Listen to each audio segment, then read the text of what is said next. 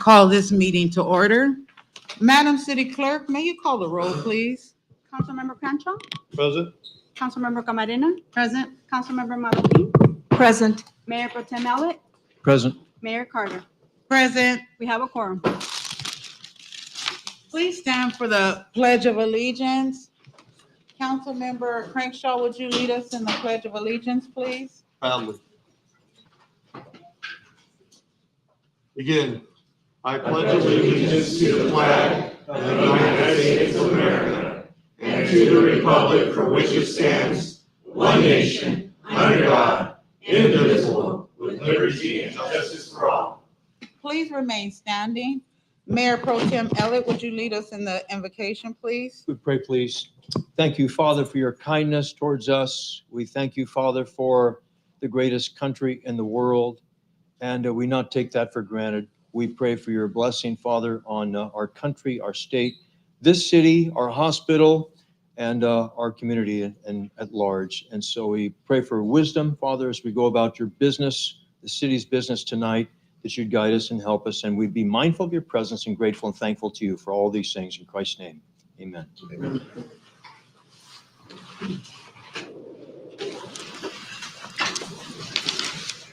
Madam City Attorney, do we have any report out from closed session? We do not have a report out from closed session this evening, Mr. Mayor.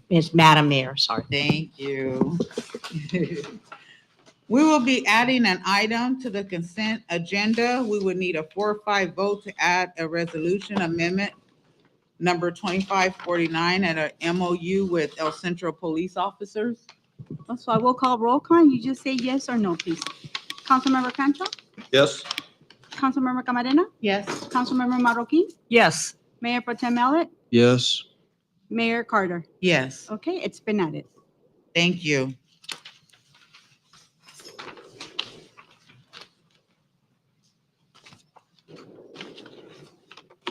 The city council welcomes your input. At this time, members of the public may address the city council or any matter not listed on the posted agenda. Pursuant the Brown Act, no action will be taken or any issues brought forth under public comments. We ask that you please complete a speaker slip and submit it to the city clerk prior to the start of the meeting. Although you are not required to identify yourself, this information on the speaker slip assists the mayor that all persons wishing to address the council are recognized and also assist the city clerk in preparing the city council meeting minutes.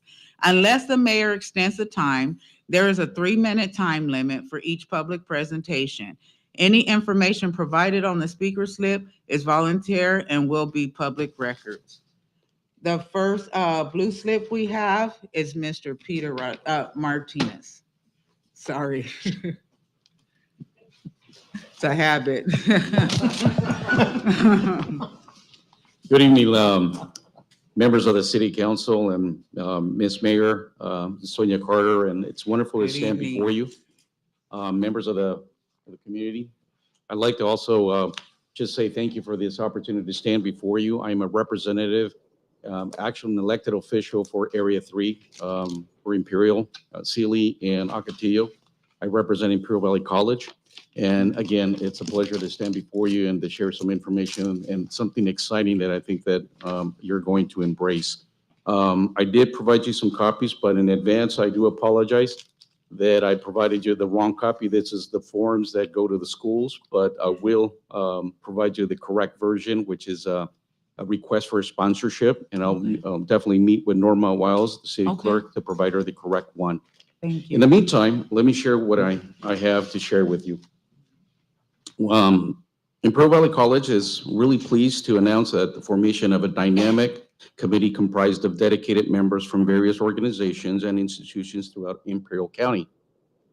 Under the guidance of Imperial Valley College, we are embarking on an extraordinary initiative. For the first time ever, we have created a Women in Law Enforcement Day. Our event is scheduled for Friday, January 30th, 2026. This groundbreaking event is designed to empower young women, high school girls that are about to graduate from all Imperial Valley high schools. The law enforcement provides them with a unique opportunity to explore their interests and passions in this field. With the robust academy programs already established at Imperial Valley College, we have a unique opportunity to ignite enthusiasm. And it will foster the aspirations of next generation of leaders, ensuring their success well into the 21st century. Our committee consists of influential leaders from law enforcement, educational organizations, community organizations, and government agencies. These dedicated professionals are committed to mentoring, supporting, and inspiring young women with the exceptional resources of IVC at their disposal. The core vision of this initiative is to create clear pathways for aspiring female leaders who are seeking a rewarding career and opportunities. This program promises to be a dynamic and inspirational for all soon-to-be graduates on June or before of 2026. This highlights an event that will be a certificate of recognition for their participation, which will be a valuable addition through their resumes. On behalf of our dedicated committee, we invite you to be part of this transformative seminar and to support our female graduates in 2026. So let's come together and build a partnership aimed at inspiring and developing the next generation of law enforcement leaders, and we appreciate your consideration. If you see the list down below, you can see who's our partners and who's helping us organize this event. Imperial County Office of Education, Imperial County Probation, IVC, Imperial County District Attorney's Office, the California State Assembly, Jeff Gonzalez, Imperial County Supervisor Peggy Price, Robert Amparano for the City Councilman for the City of Imperial. Sun Community Federal Credit Union is sponsoring our lunch during that seminar. And Arturo Proctor, California Highway Patrol Captain Retired, he's also part of that. And I also see seated at the very bottom our IVC Superintendent President, Dr. Lenore Johnson, who's been an incredible leader and inspiring to making this drive happen.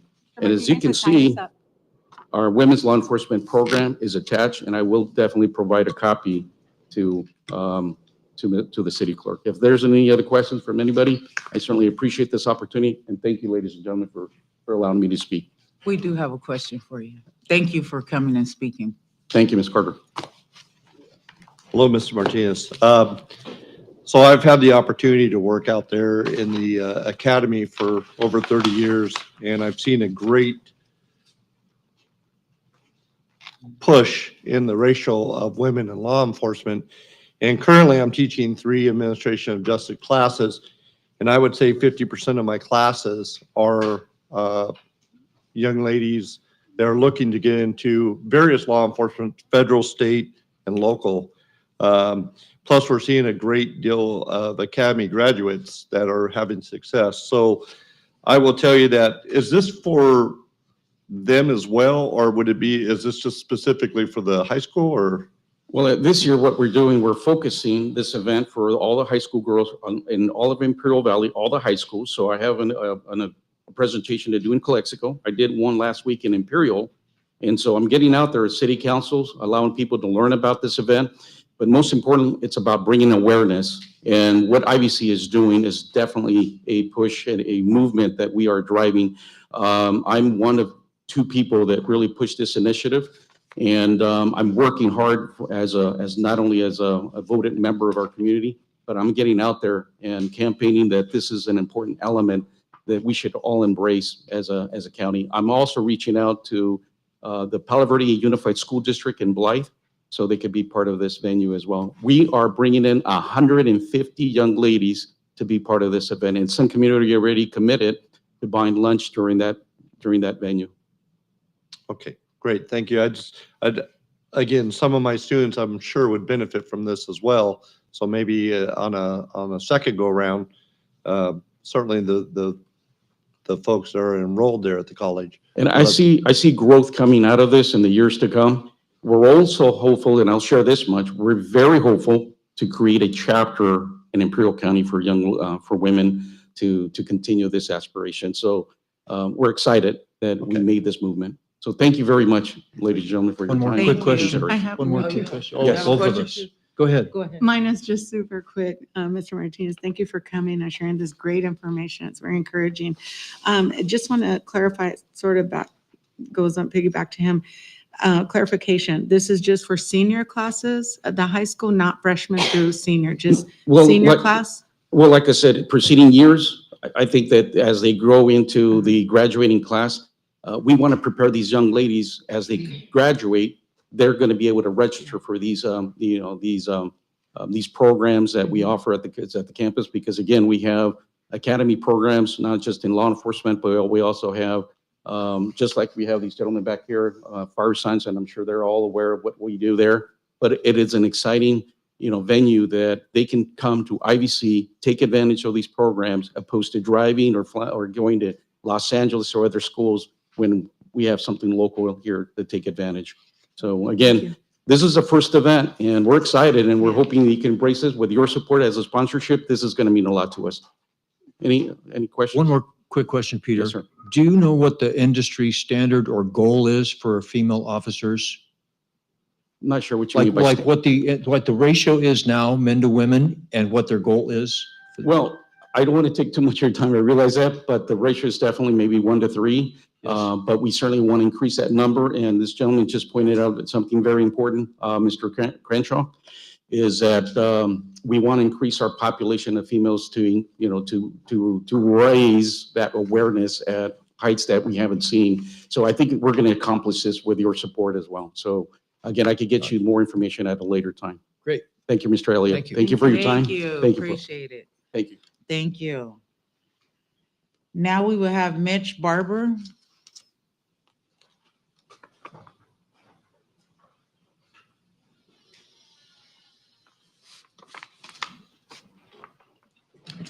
Hello, City of El Centro. I am Mitch Barber. I recently moved to El Centro from Sacramento, California, in December of last year. I got a job. I'm a librarian at Sentinel State Prison. I'm really enjoying things at the prison. I'm enjoying things in the city, and I plan to be here for a long time. I wanted to talk about cycling. Much of my life, I've been a bicycle commuter, not having a car at times in my life, living in cities like Tokyo, Osaka, Barcelona, in Illinois, and wherever I am,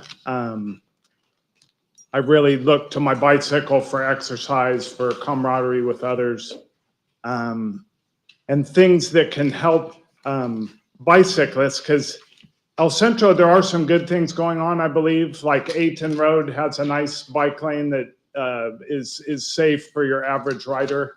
But there's other places where, like on the Brucery, there's no shoulder. On Imperial Avenue, there are cracks in the road where I've gone down before with cracks in the road or railroad tracks in my past, and it's helped me become a better rider. But riding from basically the El Centro Library to Imperial on Sunday, I came across some cracks that I had trouble noticing, almost went down, but recovered. And then the rumble strip's really interesting if you go over the rumble strip. Quite a bit of vibration. Some things I've seen in El Centro, I hang around on Main Street quite a bit. I go to Lovin's Cantina. I hang out at the park with the big ball. I'm not sure what that park's called. But a gentleman I know has a tricycle, and he was riding on the sidewalk. And from what I saw, the police pulled him over just for riding on the sidewalk, searched him. And I understand that it's the law to ride in the street. But if you look at Main Street, like, if you're in the street, you're with traffic. And I'm an advanced rider. I can handle that and know what to do. But your average rider struggles riding in the street. So these are just some things. There are some positive things going on. People riding together where on certain streets, there's a very wide shoulder where you can ride on the shoulder. And then once you know where you can ride, it's easier to navigate the city. But like for me, I'm new here, and that's going to take some figuring out, like what the safe routes are. So yeah, I just wanted to say that, and I look forward to transportation improvement in the future here. Thank you very much. Thank Thank you. Yeah. And welcome and congratulations for Yes. moving out this way and being a Yes. librarian out so far and being a resident of El Centro, huh? Thank you. We appreciate it. Any questions, colleagues? Just a comment, Yes. is it Adriana or Abraham or Angel that's going to be the plan for Imperial Avenue? Which one? Angel, you have that plan? Maybe you can speak to Mr. Baxter after the meeting and tell him what we have planned for Imperial Avenue? That'd be great. I mean, we got some big improvements coming. Yeah, they're big. It's coming. It's coming. Thank you. Now we will move on to Miss Mary Helen.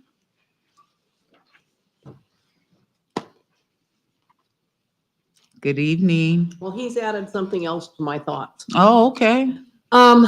Number one, we have the arrows painted on a westbound Cookshank at the intersection where, I think it's is it Social Security? No. Anyway, whatever it is, going, because people were in the right-hand lane, we're going straight through instead of turning. I think we need to improve the arrows. In addition, we need to improve the paint job. They're not big enough. And if you go back a bit, by what used to be the Target floral shop, you're going to see an arrow going right as well as a straight arrow. There are two of them. Maybe we want to erase those so that it doesn't confuse anyone pulling into that intersection that's a right-hand turn lane. Okay, that's one. Two, the next intersection we're going to talk about is the one over by Vaughn's, the Euclid intersection with Euclid going east. There is a Jack in the Box on the south side. There's a Metro phone thing on the north side. That also needs new arrows. It's absolutely unmarked again. And that is the outside lane is a right-hand turn lane and straight through onto Euclid across Imperial Ave. And the left-hand turn lane is a left-hand turn, or the middle lane is a left-hand turn going north on Imperial. It's been that way for centuries, and it needs to be remarked so that everyone is aware what that intersection is, how it's supposed to be traversed, because people are using the middle lane and going straight through, and they're going to a single lane across the street, and there's always going to be a fight as to which truck goes first or which one hits somebody else. Thirdly, he's absolutely right. Our bike services here are terrible. I personally live on the south side of town. I would love to be able to ride my bike or my trike to the aquatic center, which is on north towards Adams. 6th Street, 5th Street, 7th Street for that matter. There is no space for bikes, trikes, or anything really. The only safe way to negotiate that area is the sidewalks, which is against the law. But that you don't have that option of riding down the street, because then frankly you could get dead. And that's not something I wish to be. So we do need to really put a focus on how do we make bikes work in our community. I used to, when I was a kid, we rode everywhere. We didn't ride, we walked. You don't see anybody walking anymore, and you really don't see bikes anywhere in my neighborhood simply because it's too dangerous. Thank you. Thank you. Thank you. Questions or comments, colleagues? Okay, moving right along. Mr. Sky. Good afternoon, Council. Pleasure to be here. My name is Sky Ainsworth. I'm a member of IBW 569. I'm an Army veteran. I'm also associated with the Imperial County Democrats. Because of recent events, I am here offering my services to help the community. And if there's any veterans out there that need help, that are a little excited, I'm there to talk them down, help them out. And also, as a public service announcement, if anyone sees anything online of somebody making a threat, take a photo of it and share that and the link with the police. And also, I want to make sure that El Centro needs to be careful about how we deal with Charlie Kirk, because he got started in 2016 as a podcaster. I had a lengthy discussion with Pastor Chris Nunn of Christ Community Church online. The man was not a martyr. He was a troll. He insulted people. He disrespected women, discouraged them from joining the military, which I take personal offense to. I think that's disloyalty to the country. He was about white supremacy. He was about gun culture and disrespect to the police and law. So he does not represent our values. We do not want El Centro to be associated with Charlie Kirk. Thank you. Thank you. Okay. Moving right along. Now we are going to go to our proclamations. We have our first one is for Domestic Violence Awareness Month, October 2025. Whereas Domestic Violence Awareness Month provides an important opportunity for citizens to increase their understanding of domestic violence prevention and to raise awareness of its impact on individuals, families, and communities. Whereas domestic violence is a serious issue affecting mental health and well-being of our community. Now more than ever, it is a crime that robs individuals of their dignity, safety, peace of mind. Domestic violence can take many forms, including physical, emotional, economical, abuse, and tragically, acts of domestic violence occur every 18 seconds in the United States. Wow. And whereas the damage caused by family violence extends far beyond the individual victim, it leaves lasting scars of families, friends, and entire communities here in Imperial County, across the United States, and around the world.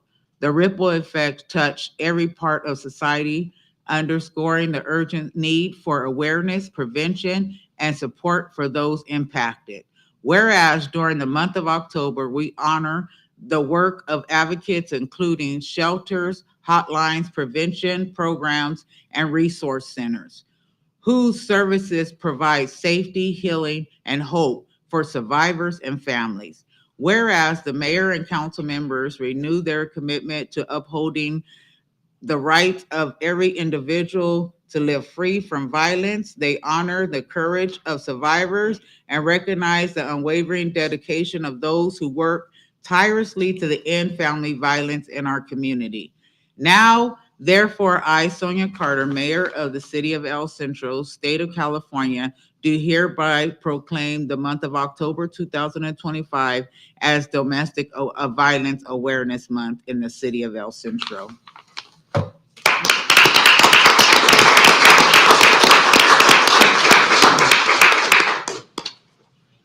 If you have some words, you're more than welcome to say words before we take pictures.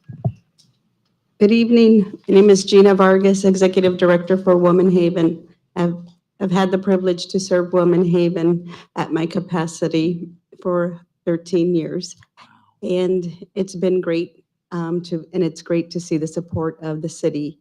So, Madam Mayor, thank you so much for proclaiming October as Domestic Violence Awareness, and the city council members. Thank you so much for placing this on your agenda. We thank the city staff and we thank the community for being able to be here and to know a little bit more about what domestic violence is. This proclamation does more than just recognize the date. It tells survivors in El Centro that our city sees them, believes them, and stands with them.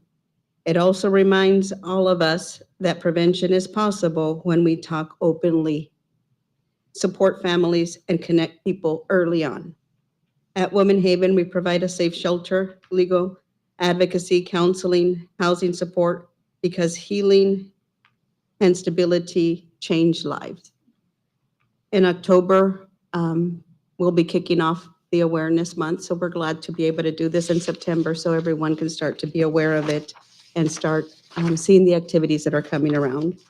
October the 16th is Purple Thursday. We ask that you guys join us and encourage your staff, encourage those in your circle to wear purple, tag us, put us on your social media. Only through a united community are we going to be able to make that change and make people to be able to know about the services that are available and to make them comfortable to know that domestic violence is wrong and that there is a change that could be had. You know, we thank all of those individuals from firefighters to law enforcement who have to respond first when they get a call. We thank them for their bravery and for going forward. It is a community that will make the transformation, but we do need to learn about it and we need to talk about it. So I want to thank you. And I'm not able to do this work alone. I have a great team, and I want to introduce you to Christian Gamble. And I also want to introduce Jazz Ledbetter, once a survivor. Now she's a thriver, and we believe she's pushing forward. So they would both like to say. Hello, everyone. Nice to see you all again. You all look lovely. And I'm just so grateful to be here. I contribute a lot of my success. You know, bravery is something that's inside of you, but when you have someone that nourishes you and supports you, that bravery really gets to shine. And I'm such a star because of Women Haven. Women Haven is such a big program. And I'm going to be candid with you guys really quickly. Recently, I found myself back. And you know who the first person I called? Women Haven. Because I knew that they were there to support me in any time of need, no matter where you come from, no matter where you've been, no matter what level you're at, no matter what your economic standpoint is. Domestic violence happens everywhere.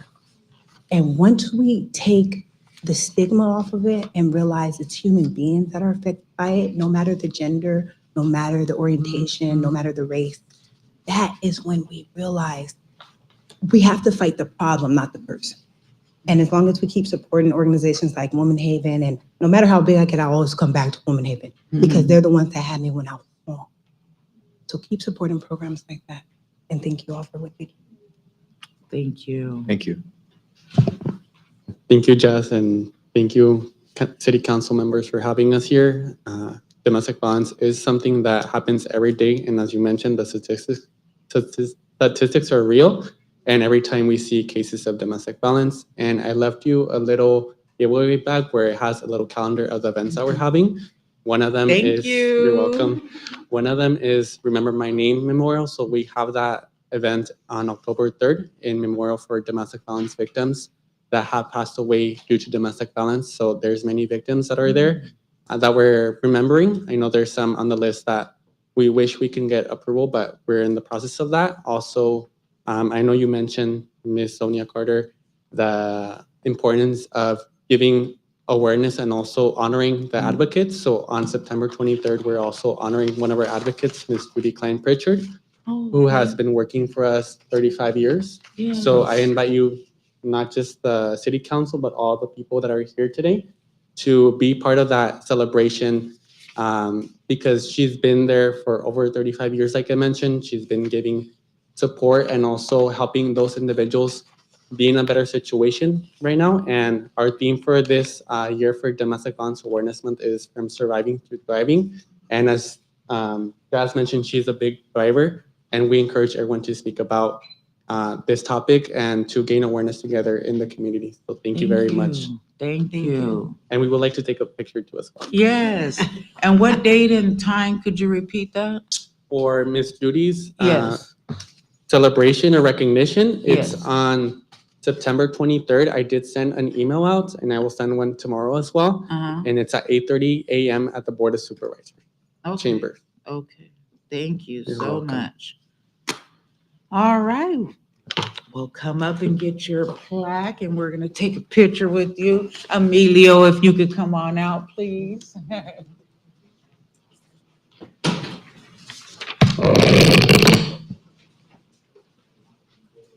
Thank you.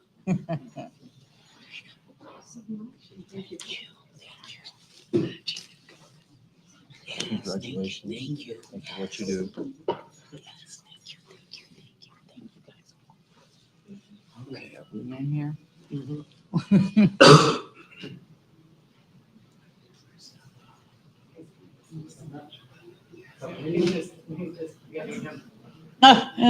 All right, here we go.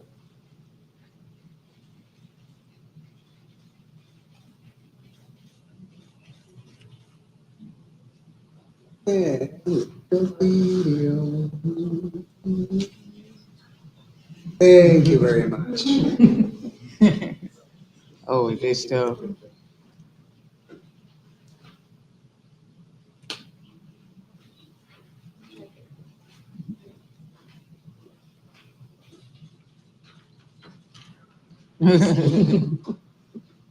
He's like, dang, okay. Thank you. Excuse me. Okay. The next proclamation that we have is for National Fire Prevention Week, October 5th through the 11th, 2025. Whereas National Fire Prevention Week is observed each year to raise awareness and educate the public on the importance of the safety. The city of El Centro remains dedicated to protecting the safety, health, and well-being of all residents and visitors.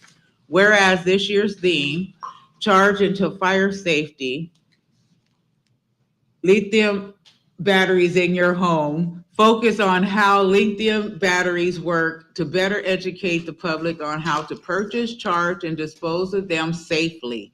These batteries are used on devices such as cell phones, laptops, electric vehicles, and much more.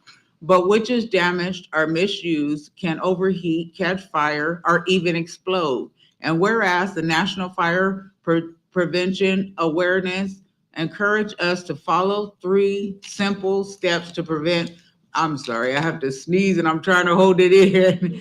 Battery-related fires, purchase only certified and listed products.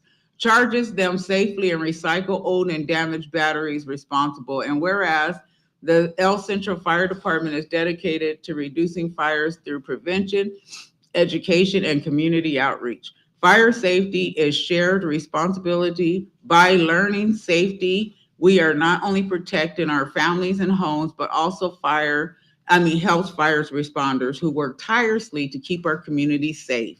And whereas the mayor and council members call upon the residents of El Centro to participate in fire prevention activities at home, work, or school to support the many public safety programs and efforts of the El Centro Fire Department, and also extend its deepest gratitude for their unwavering commitment, courage, and service. Now, therefore, I, Sonia Carter, Mayor of the City of El Centro, State of California, do hereby proclaim October 5th through the 11th, 2025 as National Fire Prevention Week in the City of El Centro. Woo!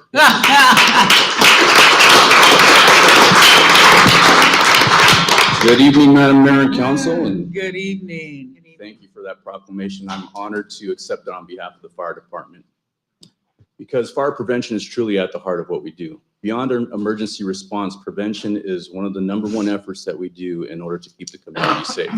So this proclamation allows for a spotlight to be shown as to some of the work that we do beyond emergency response.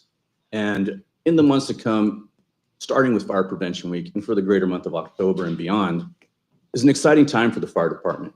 This is an opportunity for us to invite school children, families, and community groups into our stations via tours and other activities to educate on safety, fire prevention, and just to show the community what the fire department does in general. And so it's an exciting time. And with that, one of our annual events that I look forward to and to kind of kick off is our open house. Our open house is taking part Saturday, October 4th from 9 to 1. It will be at Fire Station 3 at 1910 North Waterman here in the city of El Centro. And I am inviting all of you to please attend. It's going to be a good time. There's a lot of activities from static displays from static displays of fire engines, ambulances, helicopters. We have had Safety City out there, which is a bicycle safety obstacle course, station tours, obstacle courses in the fire station for children to participate in, demonstrations, so on and so forth. It's going to be a good time. I invite all here and our council to come see what we do. And so I appreciate the proclamation and thank you very much. Thank you. Thank you.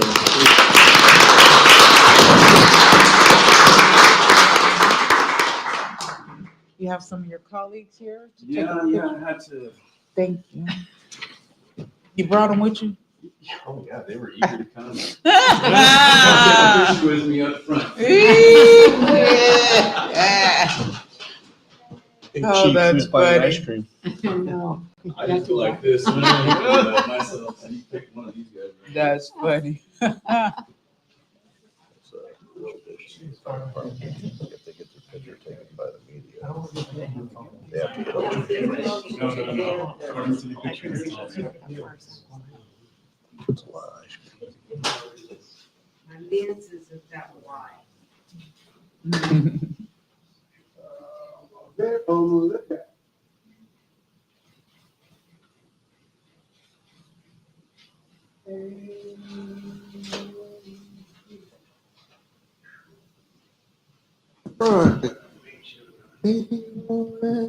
Thank you very much, guys. Thank you. Thank you. Yeah.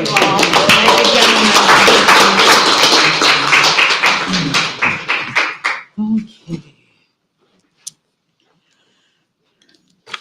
Now we'll have a presentation by Kirk Liptick and Chuck Fisher regarding a flag project by the Kiwanis Club.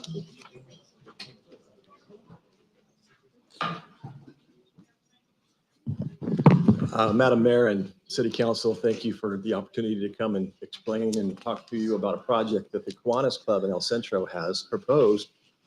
Before I get started, though, I would like to instill maybe a sense of pride in El Centro. This year, 2025, I guess we can get that. So this year, 2025, is the 100th anniversary of Kiwanis in El Centro. Wow. We were, Congratulations. as a club. Ooh, that deserves a applause.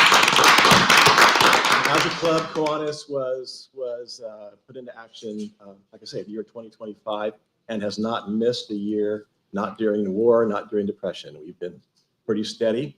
Our mission, Kiwanis's mission, is to support student and children activities in Imperial County. And as Kiwanis International, that goes across the country and across the world. What I'd like to talk to you about today, and Mr. Fisher, and I've brought a half dozen of our members here tonight as well, they're supporting, and this is something we just want to share with you. What we're looking to do is what we're calling the Flags of Honor. And the Flags of Honor is a flag display that will run along Imperial Avenue from the sandwich shop to the library on the inside of that fence along the road, the frontage road there. We'd like to place a flag starting about one every 8 feet along that way. And we'll do that 5 times a year. And those, or actually we talked about maybe 6 now, adding Patriots Day, since that just passed and this really seemed like a good idea. So Patriots Day, Veterans Day, President's Day, Flag Day, Memorial Day, and the 4th of July. So what the club members will do is we'll rise at the middle of the night and get out there and have these flags placed in time for daylight. So anybody going down Imperial Avenue, going down Costco or anything like that will drive by the most magnificent display of American flags you've ever seen. What we're looking at, when we get fully going, is there's probably enough room there. As I did the math and I walked it off, we can fit about 200 flags along. And I just think, with your guys' understanding and permission, I think this would just be a fantastic project for the Kiwanis Club. It'll bring our members together. So, getting up at the middle of the night, eating breakfast burritos, putting out flags is going to be a great thing for our membership as well. But we're just so excited to have this in the city of El Centro. We just wanted to let you know about it. I don't know if you received it, but there's like an AI, so that's the new buzzword of, right? There's an AI image of the flags going along Imperial Avenue, thank you. You guys are all a little intimidated. So. Thank you very much. You're okay. We have discussed a brawling person. Oh. In my defense, I worked in El Centro. I worked at the County Office of Education for 25 years. I've always been an El Centro professional, and I joined the El Centro Club professionally. And I've met some great people, some great friendships, and I haven't been able to give it up. So That's nice. there's one other, but we come from Raleigh to join in this fellowship.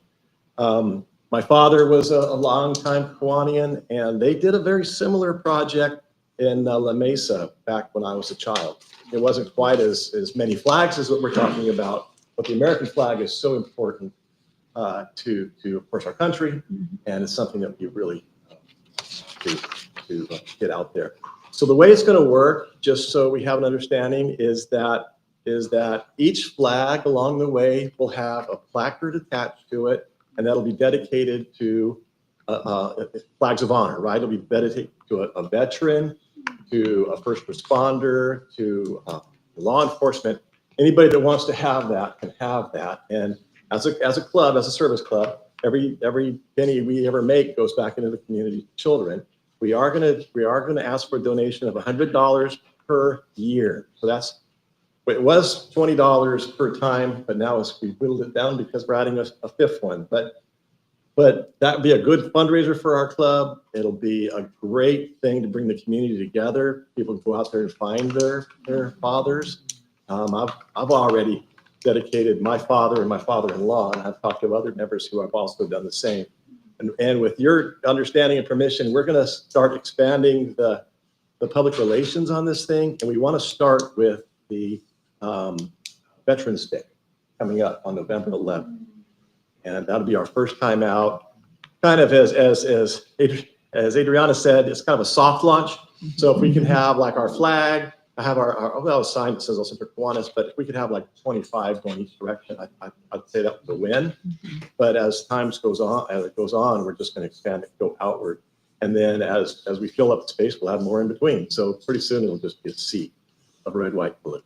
And our, so I'm excited. You are. Thank you. Yes. Any questions? Any questions?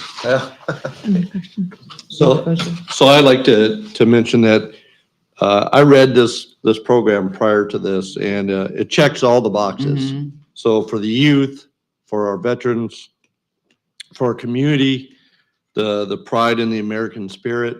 I love the idea. It brings in the moment tribute to us, then and now. The question I may have is this securing this. I don't want anything to walk away. So it's a wonderful thing. Do you guys have that kind of figured out, dialed in, and how that was going to be secured up there? I imagine it's a fence. Yeah. Or, you mean how we're going to physically put it into the? yeah, it's going to be up there. It's going to be great, but is it accessible? Where I it won't guess. walk away. Well, Exactly. Yeah. a couple things. So no good ideas ever created on my part, right? So recently, I went to the Kiwanis International Convention. That's where this idea actually comes from. Okay. There's a place in Minnesota that does this. They have 400 flags. And I had a great conversation with the individual who's in charge of that. And I was really stoked by it. And he indicated to me that the years they've been doing this, one time somebody's done something to a flag. They just don't. I mean, they're up in the morning and they're gone in the evening. There's not enough real time. Okay. And if it does happen, we're gonna, we'll figure that out. But I don't believe it's going to be an attractive nuisance of any kind. No, I was more concerned about it still being there when you go to pick them up. So Yeah. Yeah. We'll definitely respect the sunrise, sunset. I mean, obviously the July one will be a lot longer than the one in November, but that kind of thing. But we're definitely on board with that. We are going to be talking with Mr. Campos in the engineering department to look at what the roadway and what our clearances can be and so on and so forth. But those are just things we're working out, details we're working out. And we're good to go. with her. It's a Thank wonderful you. program, so. Yeah, It really thank you. is. Thank you for Appreciate bringing it. that. Thank I you. appreciate, Very much. Yes. especially for the kids where I read about the civic pride. I think Yes. it's so important for them to Exactly. learn that and have that Mhm. pride. Oh. Well, now we're working out the technology pieces. We have a young lady in our club. Tell me right now. We have a young lady in I'll our get club to you. who does all the social media stuff, and she's developing a QR code. Way to, number or something. uh-huh, yeah.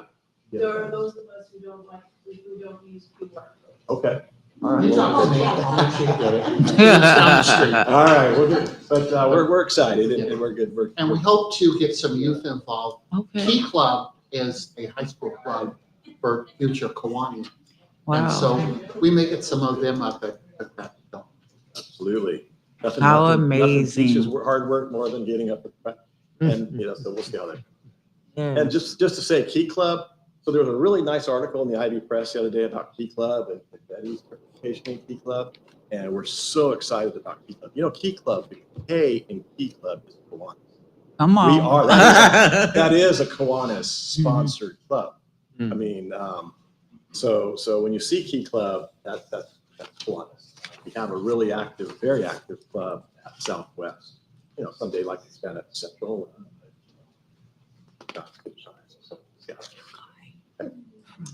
Thank you, guys. Thank Appreciate it. you. Thank Thank you. you. Appreciate that. Look forward to it. Okay, now we have a presentation by Reps for Vets, Brendan Brown.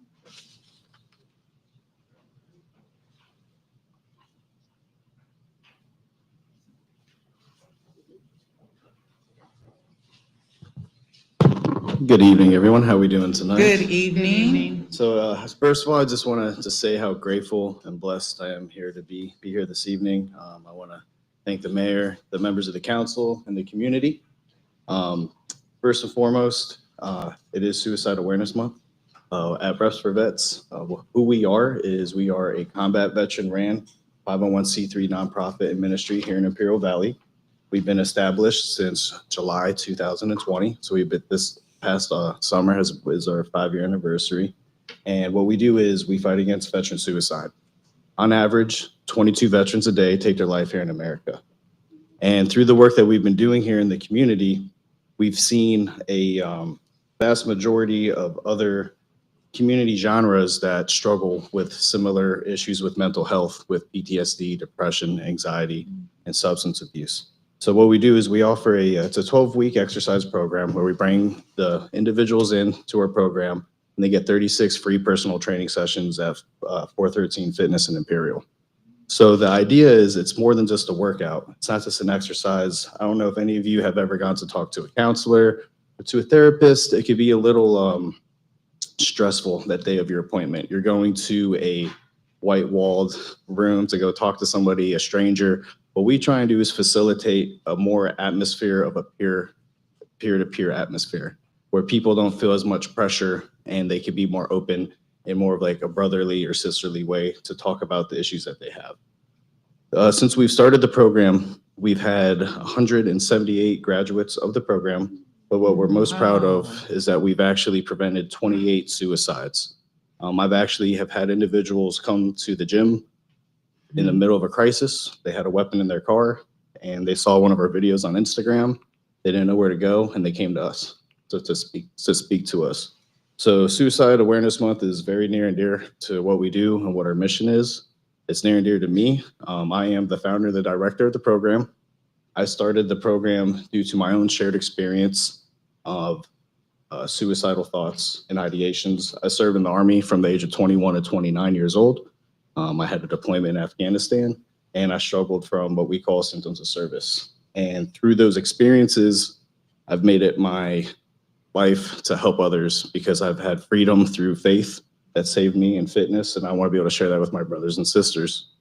And with that being said, the reason why these shared experiences are so important is because we've learned that other than just veterans, there's also law enforcement, first responders, and even just your general civilian population. You know, everyone struggles. We built this program during the coronavirus shutdown. So everyone was forced into isolation was very dangerous for a lot of people. And we pushed and pushed, and by grace of God, we were able to get our gym open against the mandates. We were made essential, and we've been trying to help people ever since. So out of those 28 suicides that we've prevented, not everyone has been a veteran. We've had fire department, we've had federal law enforcement, we've had local police officers, and we've even helped COs, everybody from all walks. And we've also had people that work for regular agencies in the community as well. So our biggest heart is we want to give people a safe place to understand that it's okay not to be okay, and that we're here to help through shared experiences. So, I might have not have worked in law enforcement specifically, but with the things that we've experienced in combat, it's relatable to, they could come talk to us and we're not going to judge. And there's something about being able to see someone that's gone through a certain type of situation and that they're able to be successful through it by finding healthy coping mechanisms. It's very, especially in the Valley, there's not too much to do at times. So it's very easy to fall into substance abuse or certain kinds of unhealthy coping mechanisms. And recently, our biggest, not one of our biggest success, but one of the successes we have had is for the past 3 years, we've actually partnered with behavioral health, and we actually help with referrals for behavioral health as well. So, for example, my first time trying to get into them, I had to call a 1-800 number. I had to go through, press *3, *2 to talk to somebody, and me going through it, I didn't even want to talk to anybody anymore, and I hung up the phone. So what we've been able to do is set up a referral process that a veteran, law enforcement, anyone could come up to us, avoiding the stigma and discrimination in their agency. So let's say your Border Patrol, they have a peer support program, okay?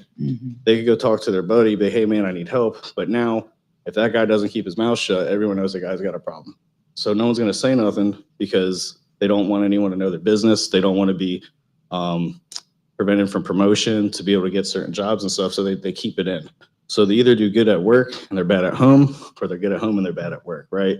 What Reps for Vets is able to provide is, by you coming to the gym, it's a very anonymous place for you to go, where if you're in law enforcement, first responder, you should be in the gym anyway. And we have a very discreet way of helping people without people knowing that there's a problem. So we could help give them the services that they need. We've had individuals in certain agencies that have had full alcohol dependencies to the point where they would have the shakes, and they were terrified to tell somebody because they didn't want to lose their gun. We were able to help to get them enrolled in the Imperial County SUDS program, get them detox, get them the help, and they were able to continue their work without having to lose their job. And if we could help just one person, and we've been able to help many, many, many more than that. So that's other services that we do provide. And our biggest why is with Suicide Prevention Month is you never know what someone's hiding behind a smile. You could have somebody sitting right next to you that could have thought about doing it before they came into this building today. Me, myself personally, I lost one of my best friends and soldiers April 24th. He just got out of the military after 17 years. He medically retired for PTSD and alcohol. March 24th, took his life April 24th. And this is something we lost a veteran in our program, an Imperial County resident who was actually in our program. Breaks our heart. And the biggest thing that we ask for is just networking opportunities. I'm not here to ask for money. I'm just here to ask for networking and help to see how can we fix this and how can we resolve this? What can we do to build it better? And to bring it more home, I'm going to invite Josh Hawk. He's our outreach director. He's going to give a little presentation by PowerPoint to go over some statistics and facts to help you to see what to look for suicide. Thank you. Thank you. Thank you.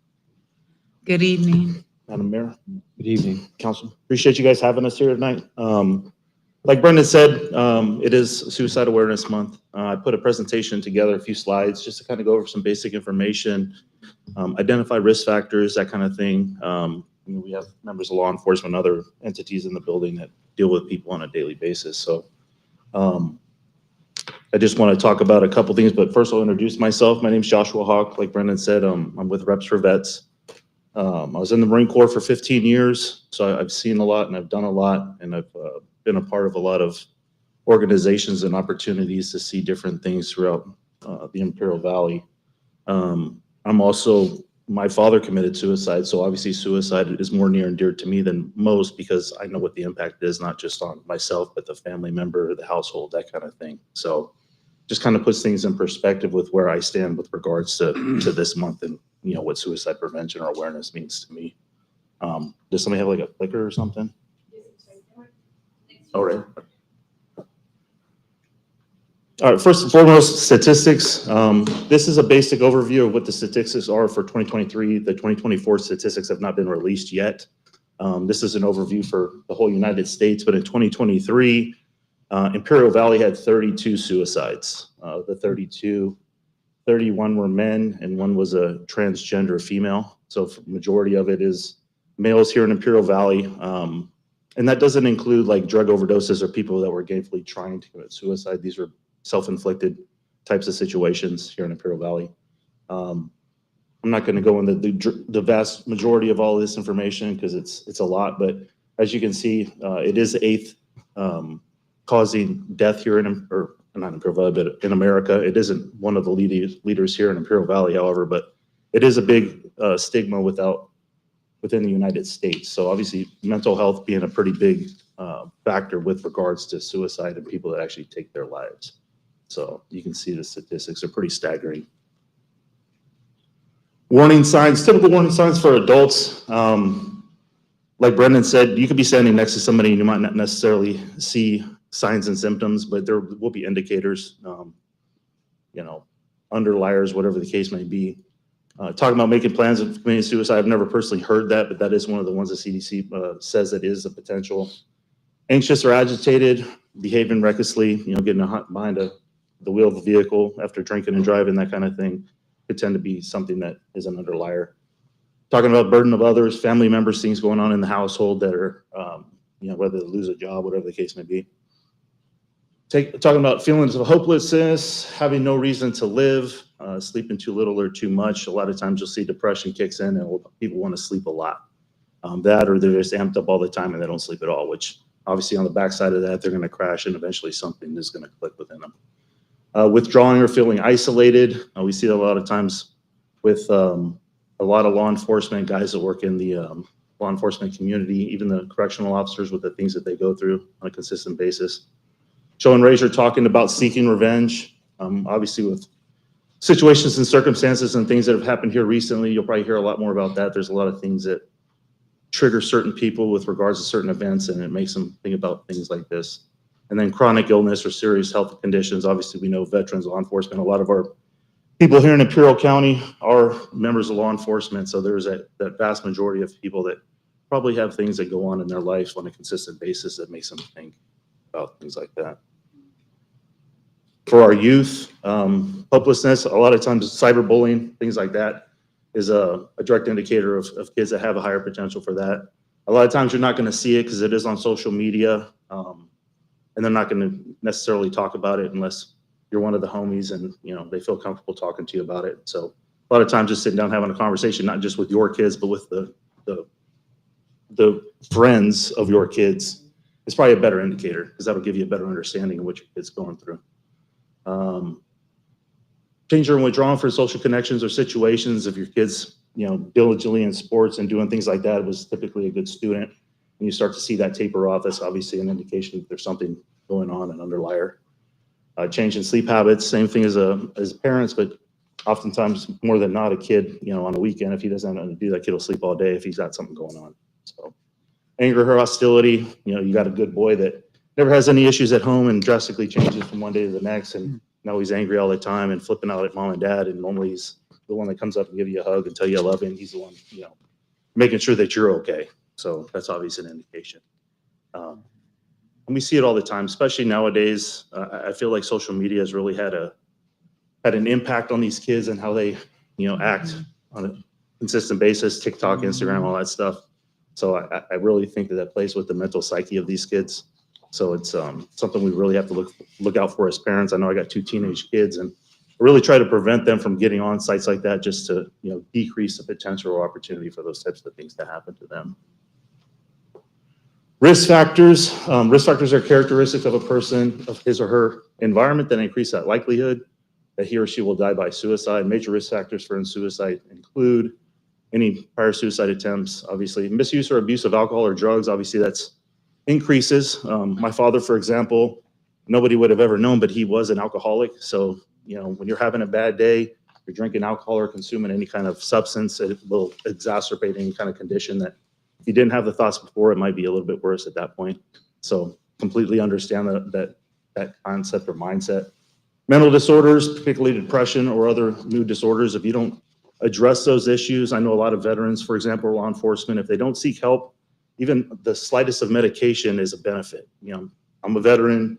I've been on medication for 15 years and it's helped me drastically. And at first I didn't think I had a problem. I was like, you know, this isn't something I need to worry about. But as it progresses, it gets worse and worse. So, you know, if you have someone in your family, loved ones, whatever the case may be, there is things out there that can help them, you know, kind of gain control of how they feel with their emotions and stuff. Access to lethal means, guns, ammunition, obviously that's a big one. Knowing someone who died by suicide, particularly a family member. Social isolation. I mean, social isolation isn't always a bad thing. Some people, they feel better, you know, being on their own, not being out in the environment as much. Sometimes it's triggers for them. So that's kind of understandable. But if they're not typically that way and then they become socially isolated, that's probably something you want to be concerned about. Chronic disease and disabilities, obviously people that have a lower quality of life probably have a greater risk of wanting to do things to harm themselves. And then lack of access to behavioral health care, which that's a big one here. That's why Reps or Vets, we've been very adamant about promoting behavioral health and trying to fight that stigma of getting help through mental health services. Protective factors, behavioral health services. These are things that can actually help benefit you in the community that would help hopefully prevent these types of things from happening. Connectedness to family, you know, we have a lot of single family homes here, families that have parents that work shift work, so they're not always home. So it's really hard to build that family bond together. So trying to work on that. Life skills, any type of coping mechanisms, coping skills, which I know behavioral health has been really good about, especially with children. Self-esteem, you know, even if they don't look the best, hey, you're so handsome, you're beautiful, those types of things that goes a long way, believe it or not. And then cultural and religious or personal beliefs, you know, hanging on to something strong. That's why we talk about faith and fitness. Fitness is something you can hang on to. It's something that constantly promotes, you know, positive, you know, energy, positive activity. And then obviously faith being a big one too, because you can always rely on your faith if that's something you choose to do, whether it's God, Buddha, whatever the case may be. And then precipitating factors, some of the things that really trigger it at the end, which makes you most vulnerable, which is what we've seen the most. End of a relationship or marriage.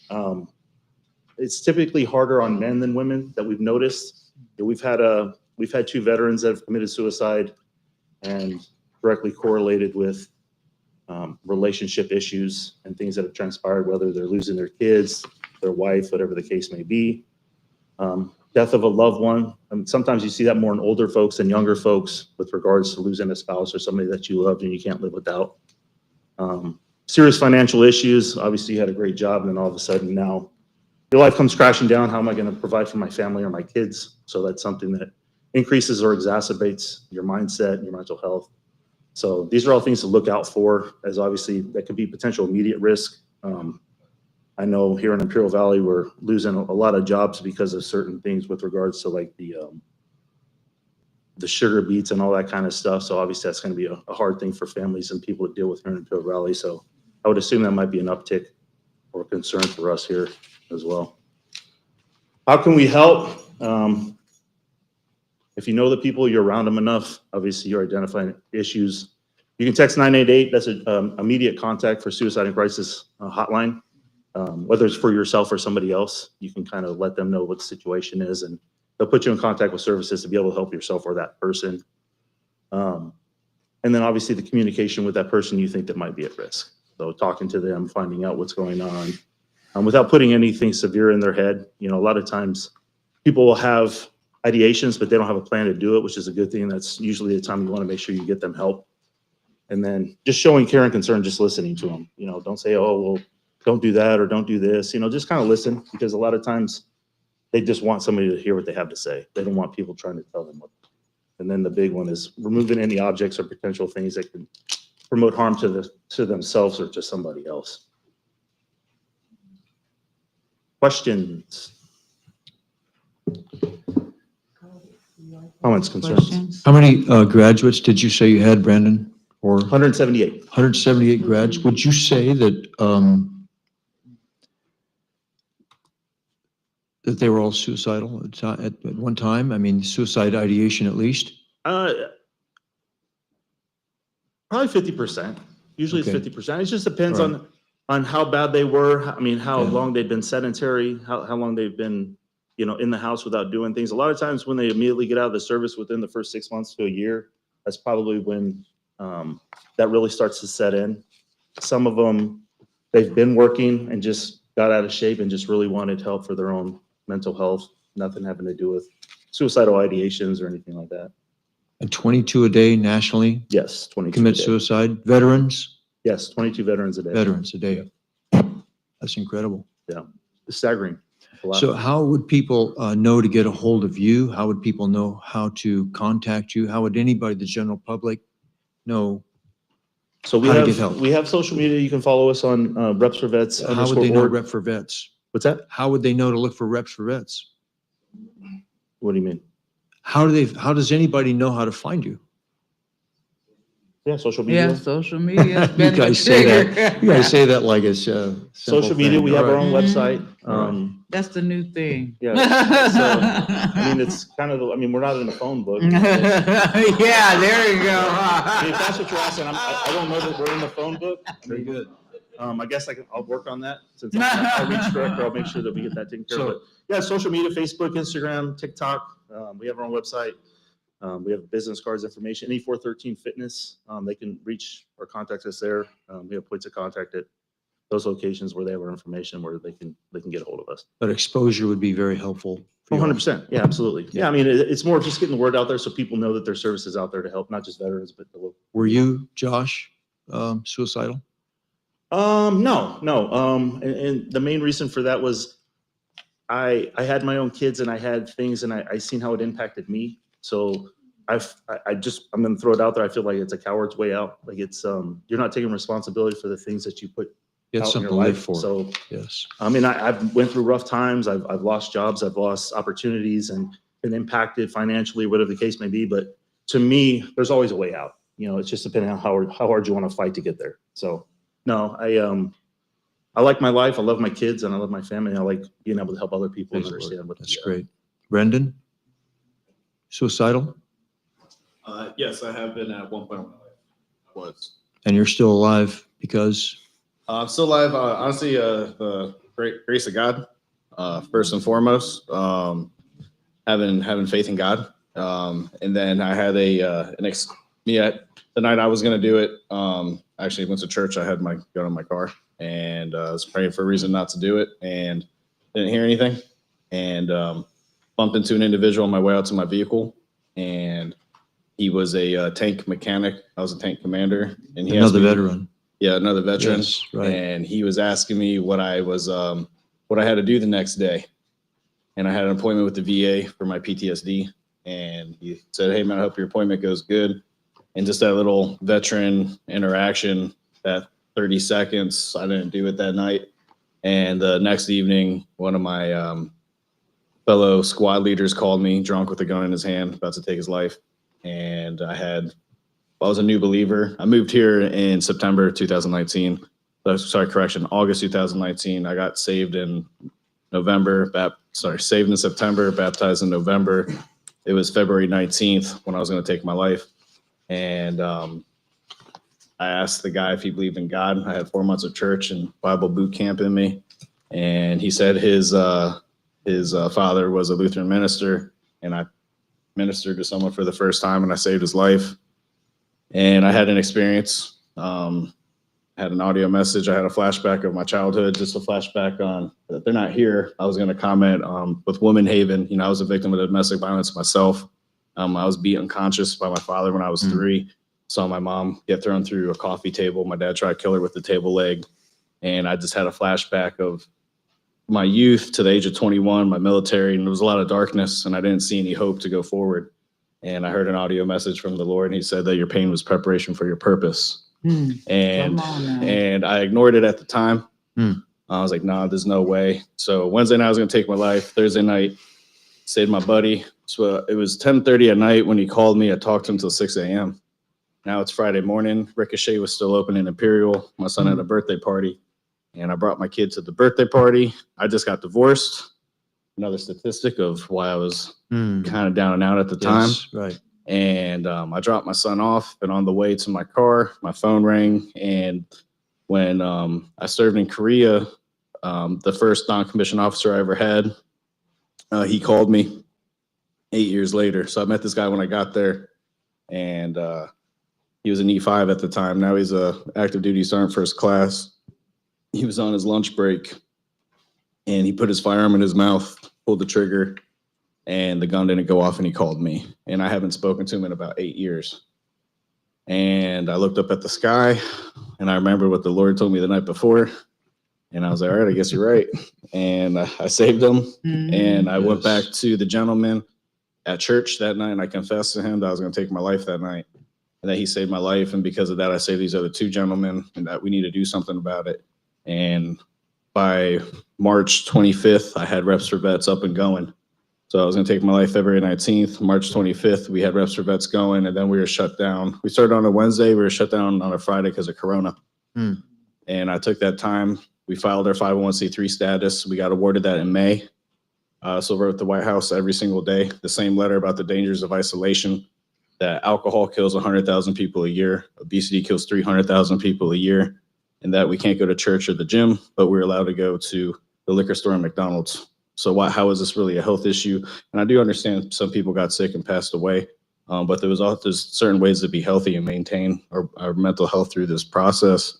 And I actually got a letter and a phone call from the White House, and they made me the Imperial County Rep of Mental Health Advocacy for Veterans through the VA, and I used that to become essential, and we're still doing it.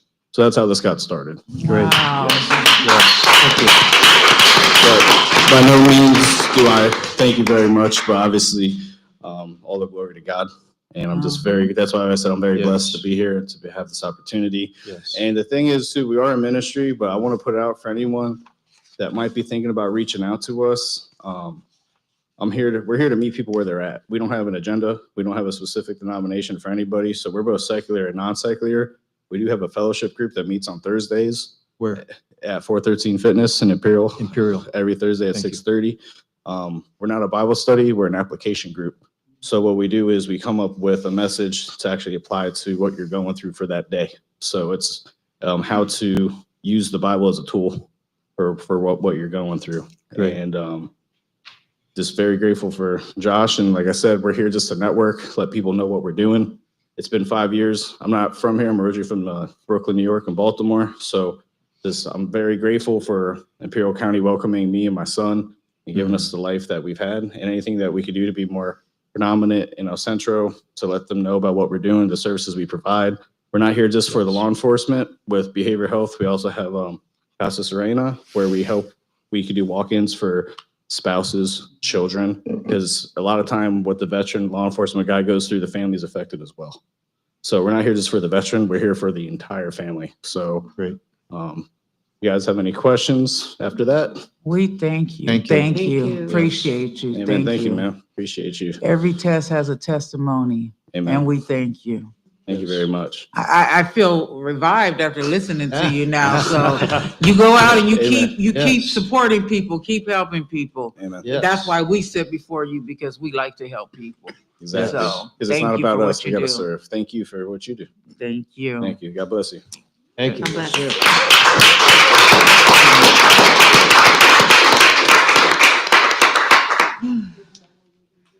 Now we move on to our consent agenda, items 5 through 16.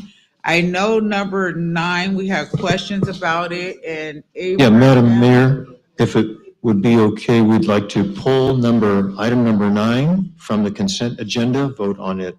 Oh, no, I'm sorry, not pull agenda number 9. No. If I could, I'd like to call on Abraham Campos to come up and say a brief word about number 9.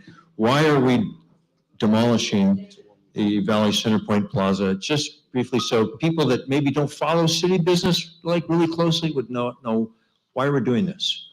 All right, very well. So, Good evening. good evening, Honorable Mayor and council members. The item, number 9 is Valley Center Plaza. Not many folks know the name or what this is. So we're talking about the old Mervyn's, Mervyn's. Miller's Outpost, the old El Centro Mall. Heilig Meyer too? On Imperial Avenue, right next to the new City of El Centro Library at this point. So those old buildings were donated at some point for the city, and obviously they have been deemed to be beyond repair.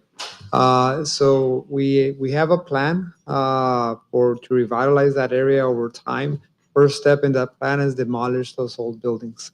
So what's being approved tonight is the plans and specifications to authorize us to go out to bid for the demolition of those buildings. This will hopefully be a catalyst for development and allow additional opportunities in the future for that area.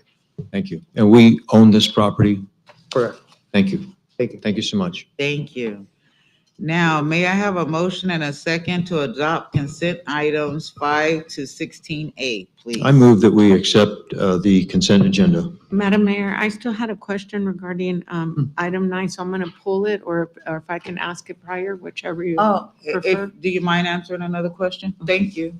My apologies, No problem. I just want to make sure that I understand this. So this is just for the demolition, because I'm looking at a little graph here, a graph as far as what's going to be proposed and or built. Is this stuff approved already as far as what we're looking at in the area? Because it appears that not everything is going to be demolished at this time. Is that correct?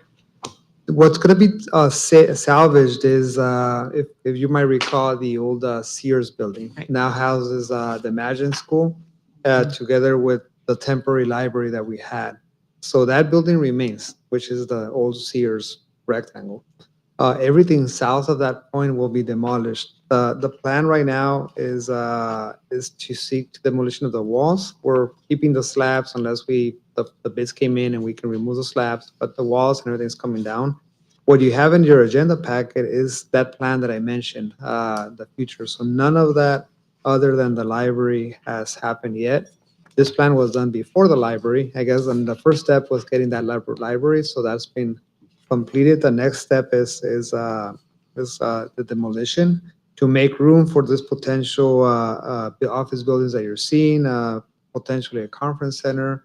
It's a plan at this point. It doesn't mean that we have the funds or the ways to do it right now, but it's a master plan of vision that we have for this area. So we would invite development if they want to talk to us and they have an idea. We'd be happy to have a chat. But in order to do that, a big barrier right now is those old buildings. Once those old buildings are down, it just makes the area safer and just because of risk of vacant buildings and as well as hopefully invite development to that area. Okay, so the office buildings that are proposed, that's already set? No. Okay, that's It's a plan. just, so this is just It's a plan. okay. And then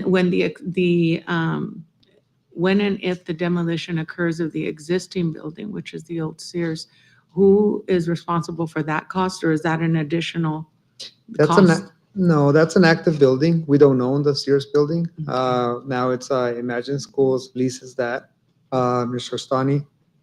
And his group, we own just a portion of the library, the old temporary library. So that area will remain, and the city could utilize that for either storage or office or lease that out in the future. Okay.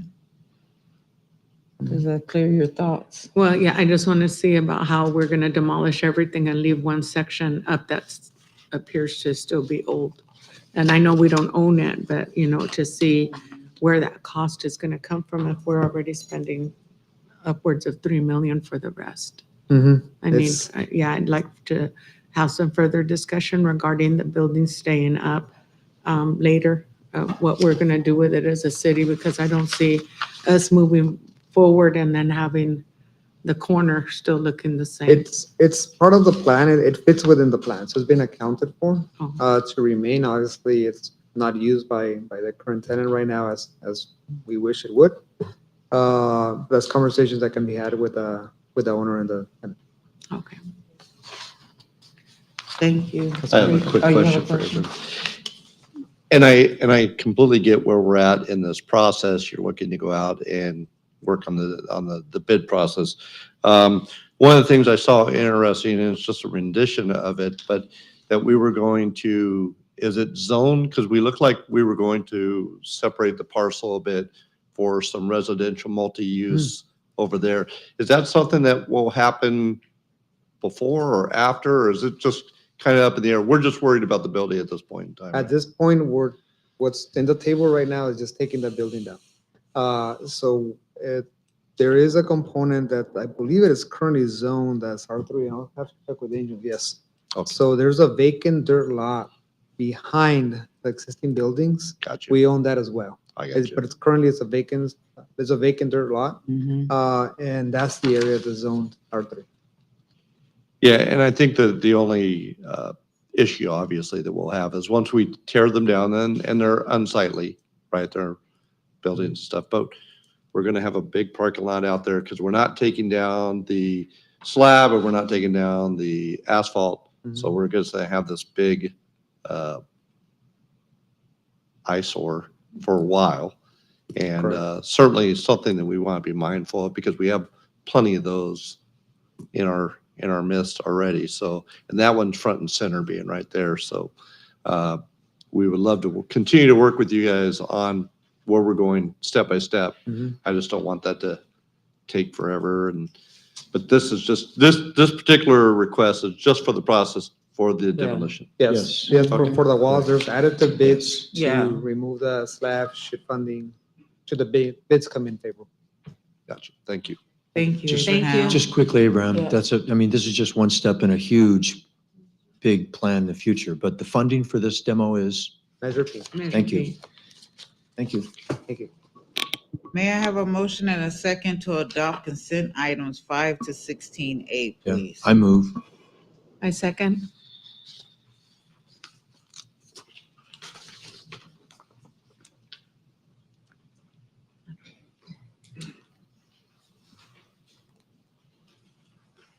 It hasn't carried. No.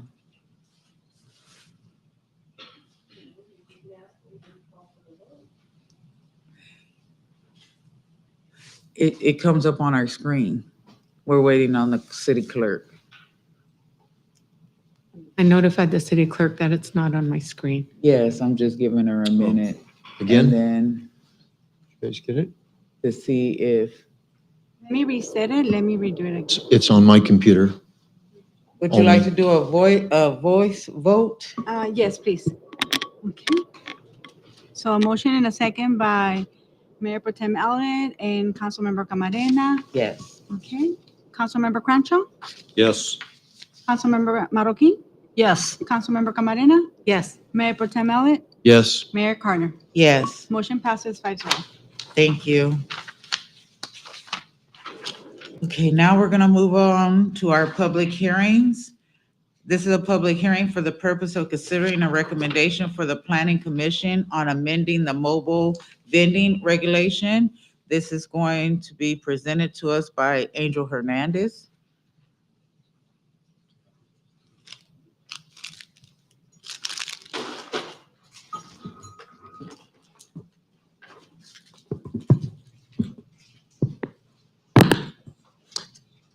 Good evening, Mayor, members of the council, everyone joining us online and in person. Good The item evening. before you is an update to our mobile vending ordinance requirements.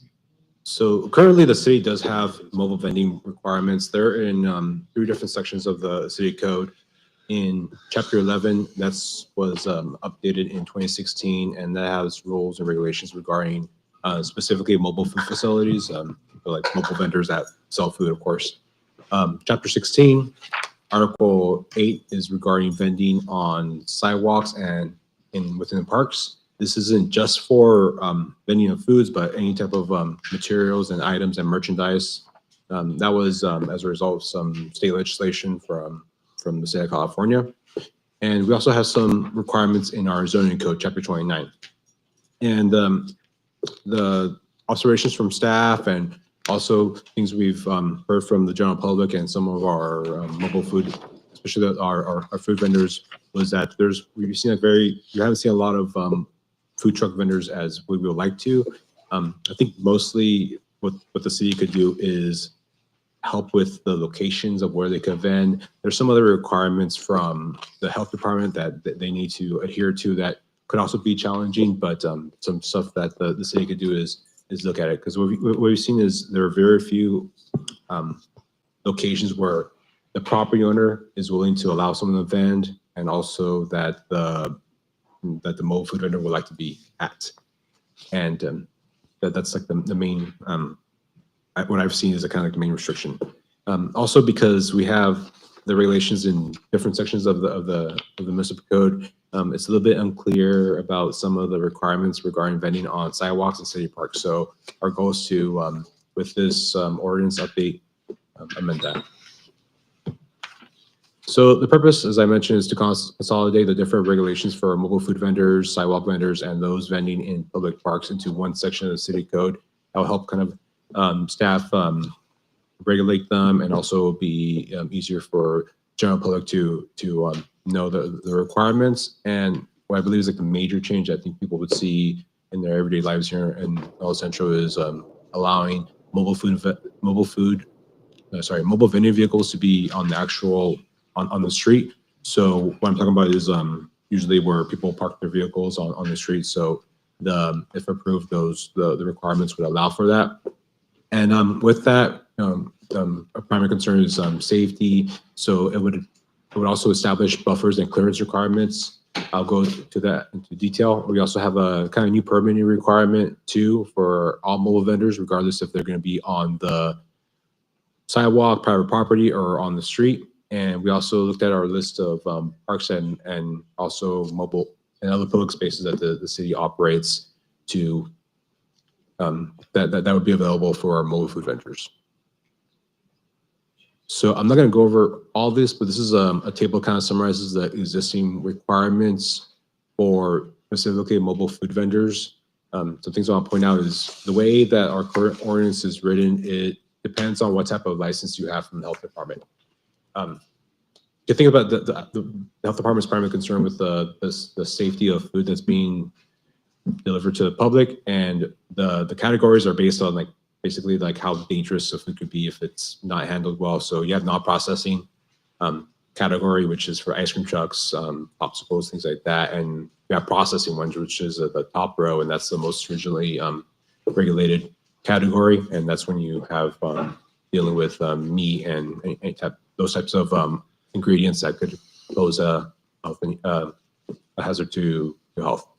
The other thing I want to point out is that none of these categories allows people to vend on the street. Only the limited and the non-processing one allow people to vend from the sidewalk but not the street. And I think what we kind of traditionally think about food trucks, that first row, it's not allowed in public right away. So right now they're only allowed on private property that's either zone commercial manufacturing and they need a temporary use permit.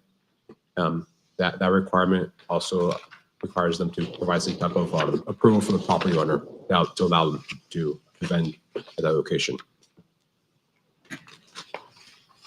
So just going on with a summary of the ordinance, one of the requirements that we're going to be implementing is requiring a mobile vendor permit that would be valid for 12 months. And the purpose of this is to ensure the city has the update information regarding the vendor, who owns it, the type of equipment with vehicles they would be using. What's very important if they're going to be operating on the public right of way, on the sidewalk, or on the street, is that they have up-to-date insurance requirements. And we also want to know what type of items and merchandise they could be selling. And also have provide opportunity for the staff to kind of have contact with the vendor just to make sure and reiterate some of the requirements that I'll be going in further. And also the point of this having this mobile vendor permit is if we have a vendor that's not complying with the requirements, that they'll be subject to fines and possible revocation of the permit. So this slide is kind of a summary of the different categories that we're proposing. So that previous slide of the table, I showed you the different categories that we have right now, and that's based on the type of license that from the health department. What we're moving towards is regulations based on where they're actually located on, where they're located at. So the first one is a sidewalk vending. So this is imagine like a booth or like a stand on the sidewalk. So they would only be able to vend in non-residential areas for up to 2 hours per day. The important thing about this is that they have to keep a 5-foot clearance on the sidewalk. So if they're on the sidewalk, they need to make sure there's an additional 5 feet for pedestrians, people that are on wheelchairs, things of that matter. And they cannot vend on near roads with a speed limit greater than 35 miles per hour, or on certain streets that we decided were just too dangerous for having vending operations to be in the area. The other category is vending on private property. So this is there aren't any major changes to this. This is how most vendors in the city, the mobile food vendors, operate. They operate on private property with the permission of the property owner. They're still allowed to vend up to 12 hours per day. They're still required to get a temporary use permit. The only change that we're proposing is there are certain residential areas that are there's zone residential, but example I give is like a church. So it could be zone residential, but it has a conditional use permit to operate as a church.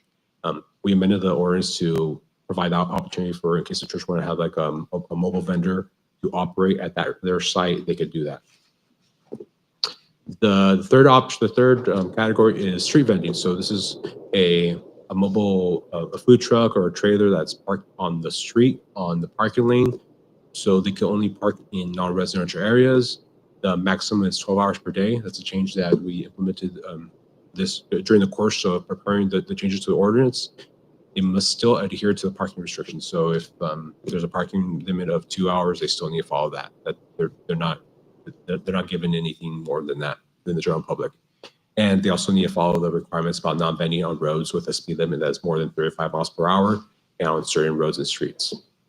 And the final category I want to point out is vending in parks. So that would require a facility use permit from the Parks and Recreation Division, and that's limited to the 8th and Vine Park. That's the park close to where the water tower used to be, the Starkfield parking lot, the Swarthout Park parking lot, and Town Square.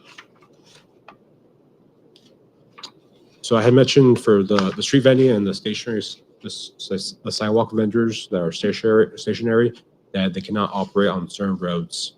So this is a map of just those roads that they can operate. So we picked the roads that have speed limits greater than 35 miles per hour.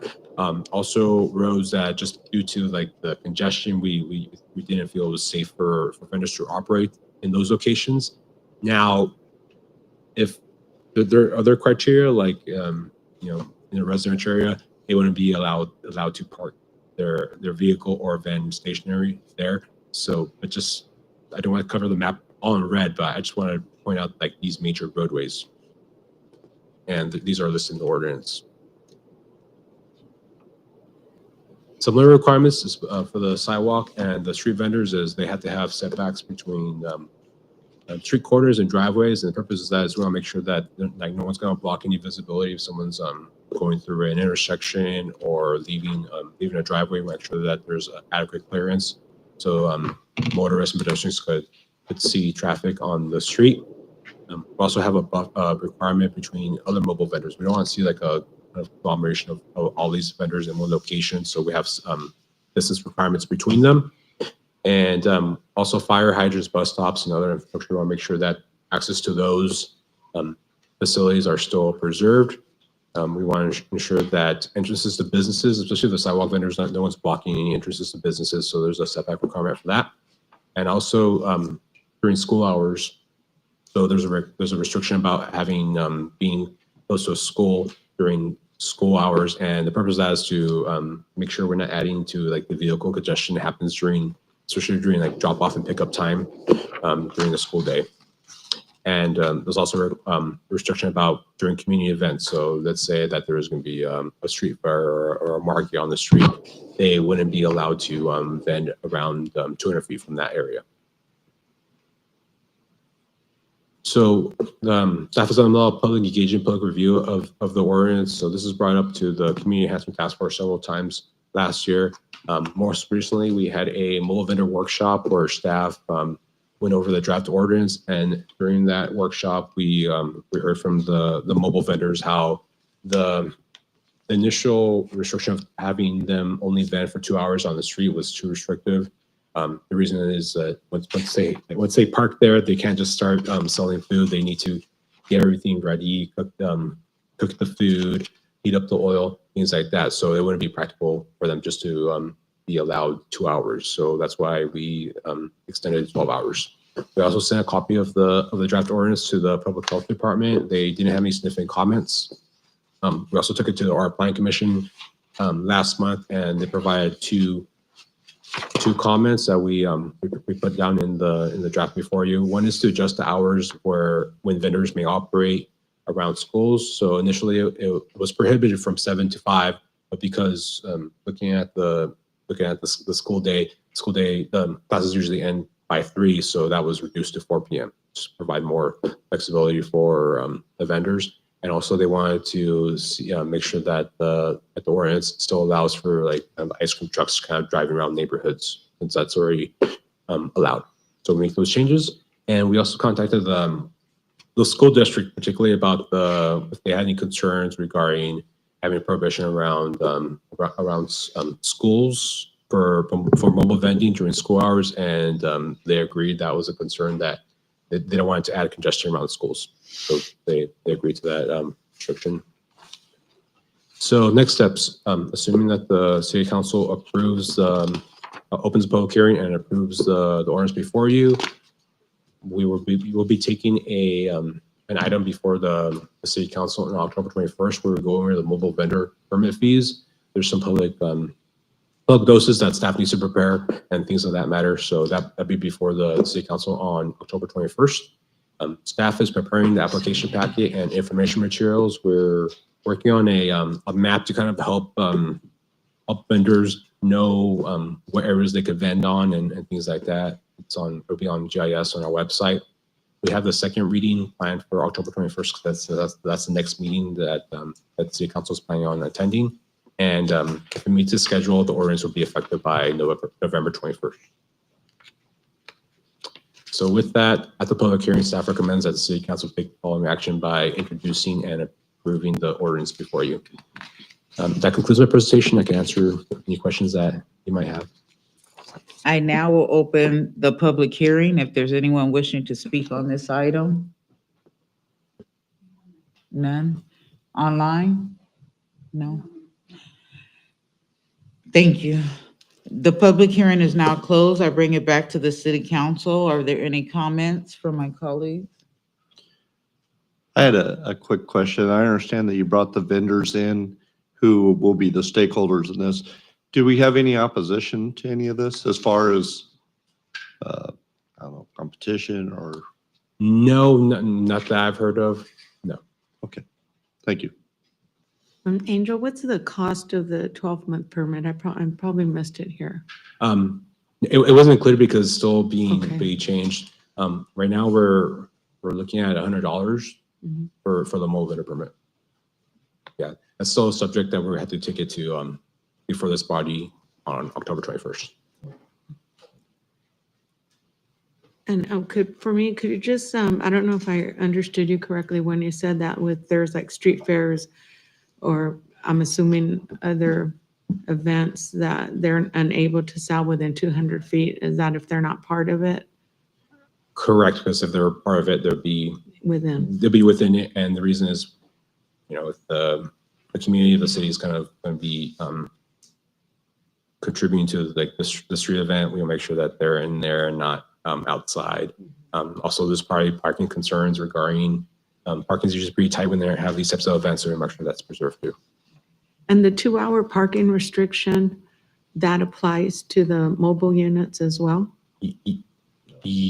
Well, this example, there's a location in the city where they could vend, they meet the requirements, and it says 2-hour parking only, they have to meet the 2-hour parking.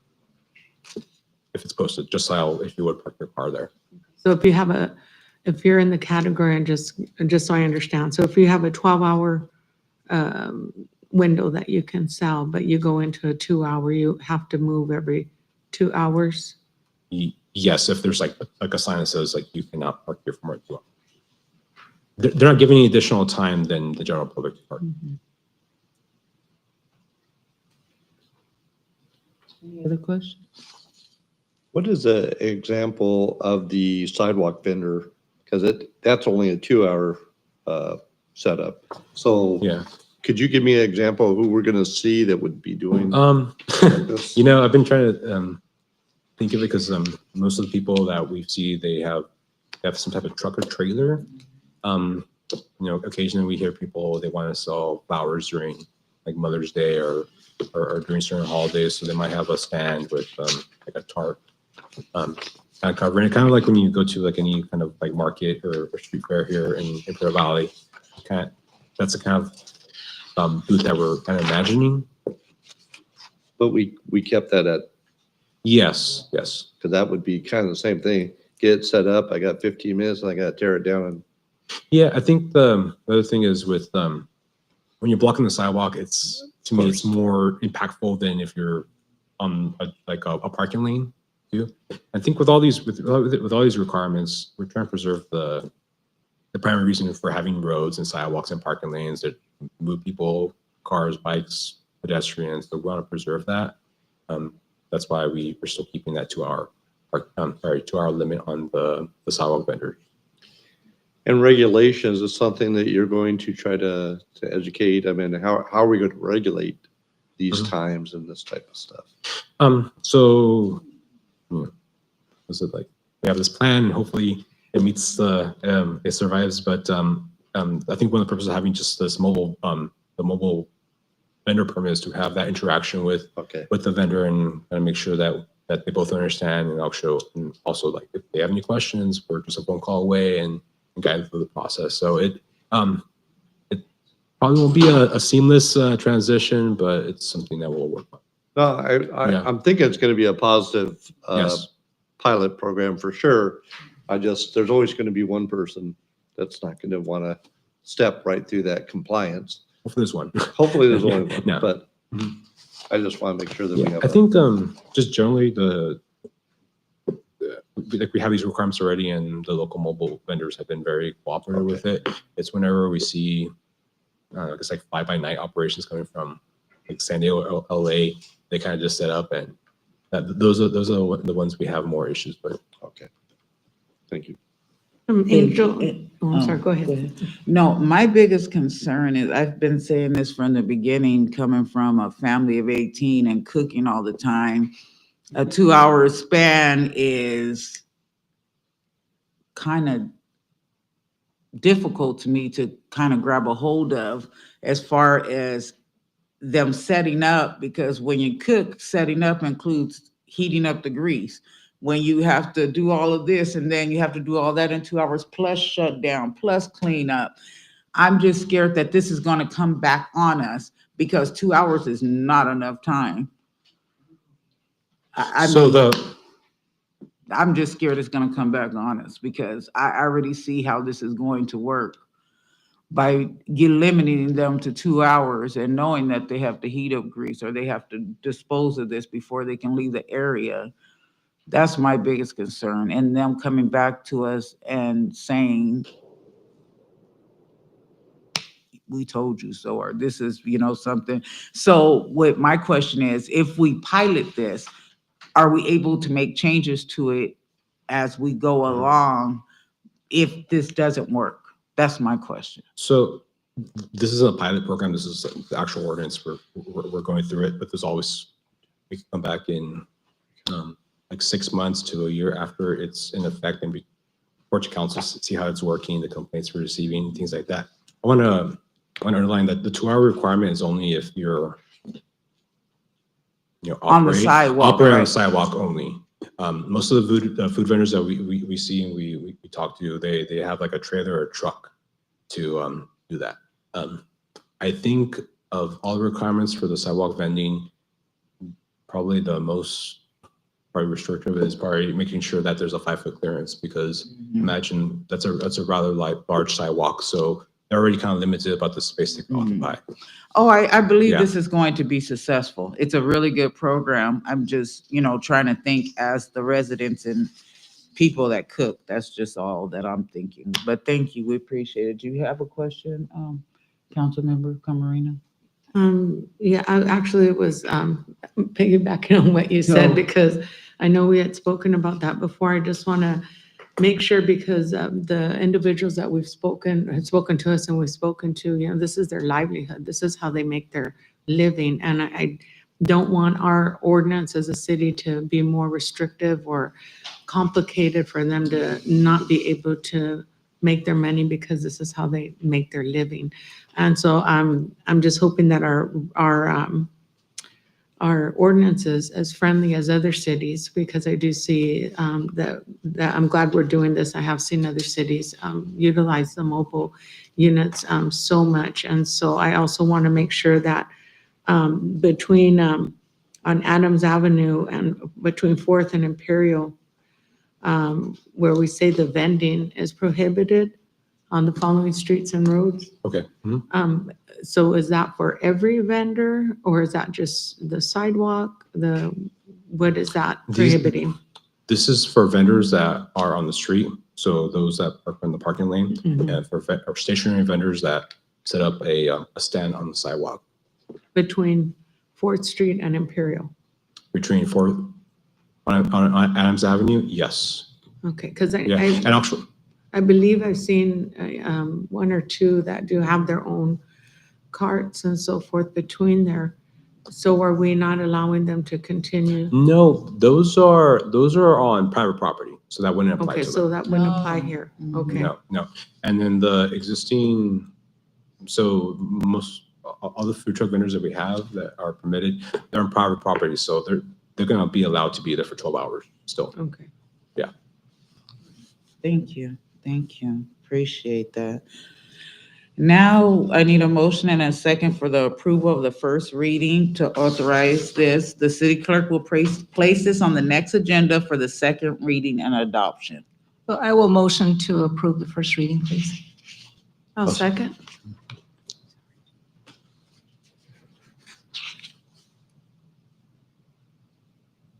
It didn't come up on mine, Madam City Clerk. I'm sorry, we're having trouble with the system. Let's go ahead and do a roll call vote. Yes. Councilmember Crenshaw, Yes. Councilmember Camarena, Yes. Councilmember Marroquin, Yes. Mayor Pro Tem Mallet, Yes. Mayor Carter. Yes, Motion passes 5-0. thank you.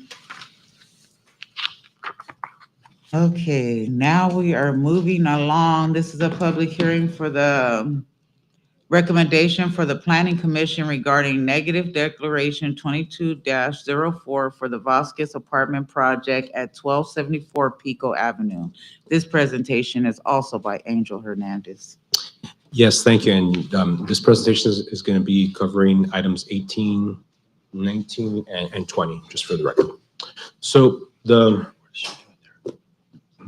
project before you is a change of zone and general plan amendment for this property that's shown on these two photos on Pico Avenue. This is close to Valley Premier Storage, just a short walk away from Peru Avenue. And what the applicant is proposing is to rezone this property from R1 single family residential to R3 multiple family residential. So this item has gone before some other public hearings before the Planning Commission and City Council.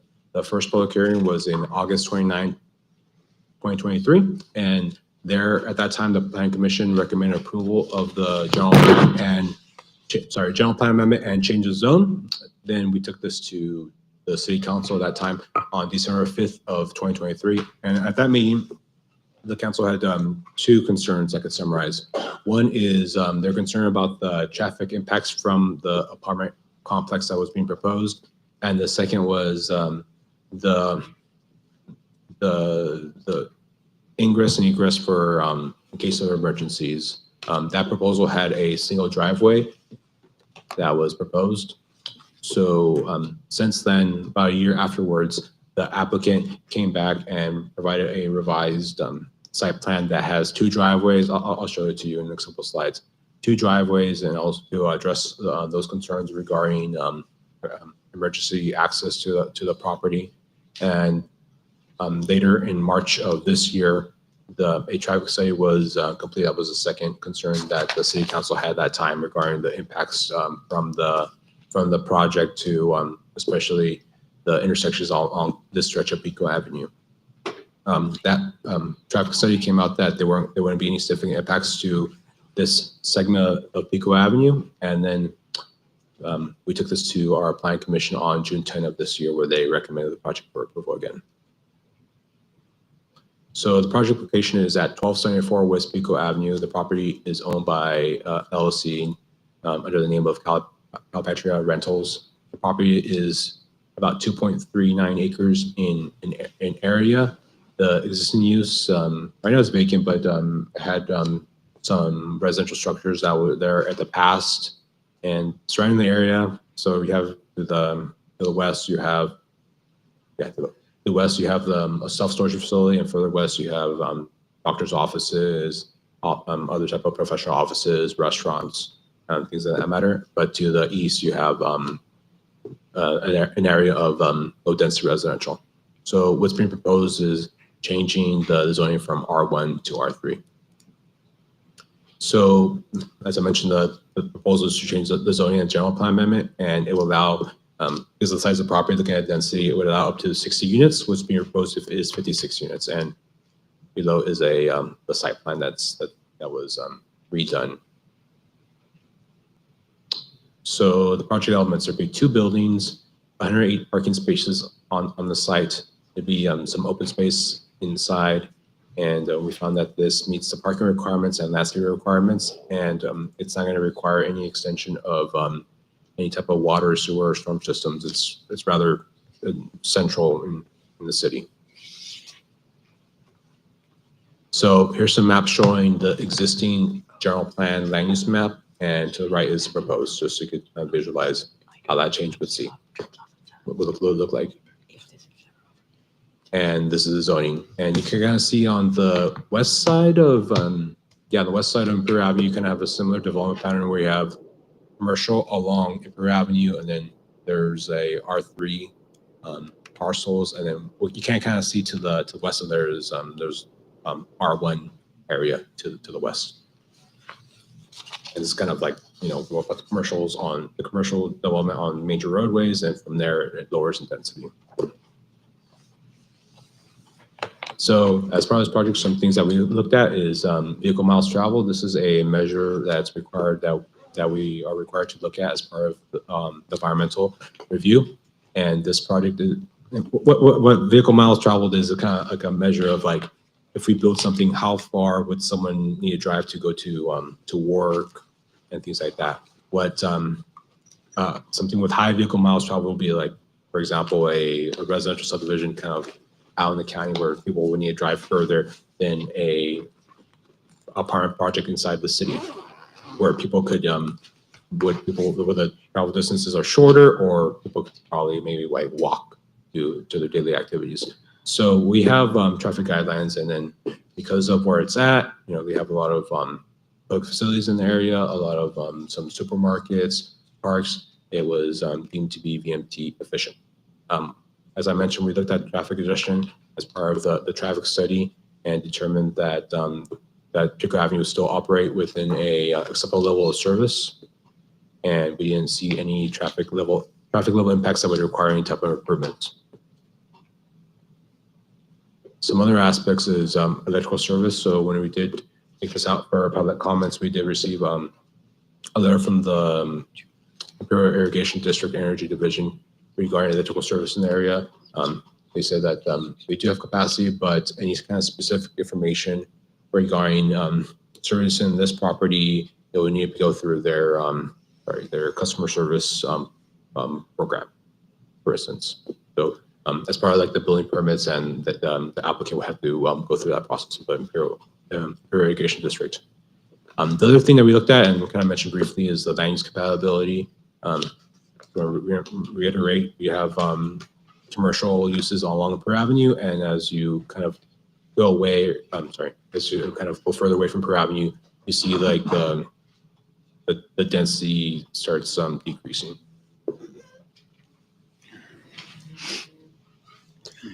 So some of the reasons why this project is compatible with the general plan is identify 3 of these policies. One is to provide a variety of housing opportunities at a range of densities, housing types, and affordability levels to meet the needs of the community and implement the housing element. So the project will rezone land to R3, allowing for development of dwelling units at a density of not more than 25 units per acre. And it will still create a suitable buffer between the low density residential on one side and the commercial zone properties. The other policy 1.4 is to encourage developers to provide infill housing options in or near existing commercial centers or on or near commercial corridors to facilitate the transition to a neighborhood serving mix of uses. I won't go further, but you can kind of see the maps. This is really close by to Imperial Avenue, so there's a wide variety of services there, job opportunities, supermarkets, parks just across Imperial Avenue. And policy 3.1 of the land use goal 3 is we want to encourage infill development within city limits before expanding new development into the city's sphere of influence to the extent feasible to make efficient use of land and existing facilities and preservation of open space and agricultural land. There's already a lot of water and sewers. There's existing water and sewer services and stormwater services that were installed in this part of town, so that it wouldn't require extension and further maintenance and future costs for the city for service that, since everything's already built out in that location, infrastructure-wise. So staff prepared a negative declaration, and that was prepared in compliance with the California Environmental Quality Act. That was released for public review in June and July of 2023. We did receive that one comment letter from the ID, which I summarized. We did have a public hearing before the Planning Commission on June 10, 2025. We did receive one comment. It was a nearby resident, and she had concerns about parking in the area. It seems that right in front of her residence on Pico Avenue, there's people parking kind of too close to the driveways already, and she was concerned about this project exacerbating that issue. What staff could do is just keep on monitoring the site. Keep on monitoring that corridor to make sure that the parking situation, but also when you reach out to that resident, just if there's any specific concerns, that they could submit a request with the city regarding that. So that was at the public hearing at Planning Commission, and we did renotice this public hearing that's scheduled for today in the newspaper, and also sent out notices to nearby residents. And we have a public hearing scheduled for tonight.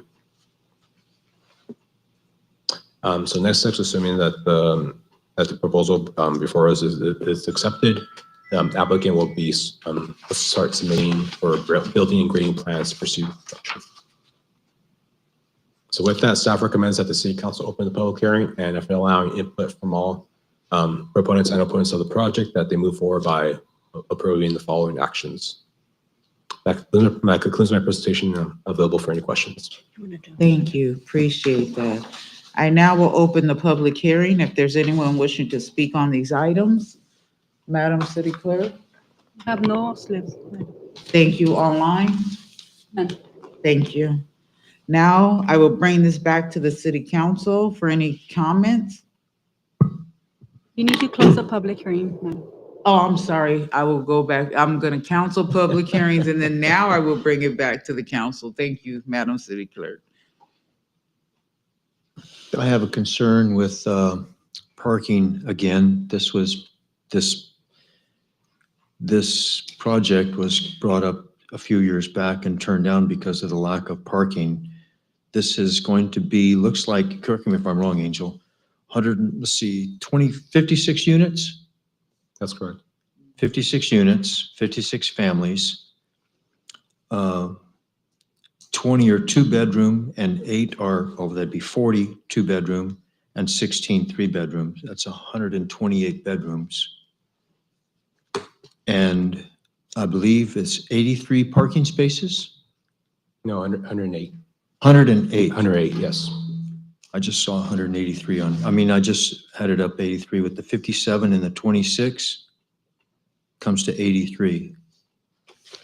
I use those numbers that are on the, on your little diagram.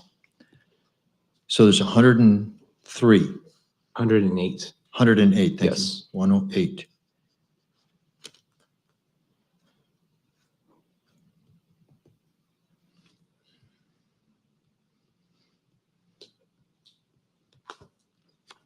Okay, that's better. That's almost 2 spaces per person. per unit. And one of the things that the applicant proposing was, well, they put down on the exhibits was that some of them, especially like the first story ones, are going to be for senior citizens, and they usually, sorry, he's proposing that some of the first story buildings, and that was included in the site plan, that they were going to be used for senior citizens that may not need more than one car. Yeah. Okay. But okay. I understand for the larger apartments, nowadays most households might need more than 1 or 2 spaces, but that's been accounted for. Thank you. Appreciate that. Any other questions? Yes. I got, you go ahead. No, go ahead. Angel, real quick. So one of the things I am glad to see is that the retention basins up front, so these are actually more towards the rear of the property and kind of gives it, not front and center on the Pico. Rezoning, do we do this often as far as rezoning, or is this kind of anomaly? It's probably happens the most like once a year, maybe twice a Okay. year. It doesn't really happen that often. No. But it's an exercise we go through at least annually as a city and someplace. Yeah, I'll say, at the most, maybe like twice a year, but there's some years where there's no rezoning applications because it's quite a lengthy process. We have to go through CEQA. There's a lot of back and forth with the applicant. And I was able to follow along, pretty well with that. The only thing I saw in there was the buffering between the R1 and now this rezoning of 3 is so by rezoning I usually see buffering as some way it's going to be separated from that other zone. Could you explain that a little more? Okay, yes. So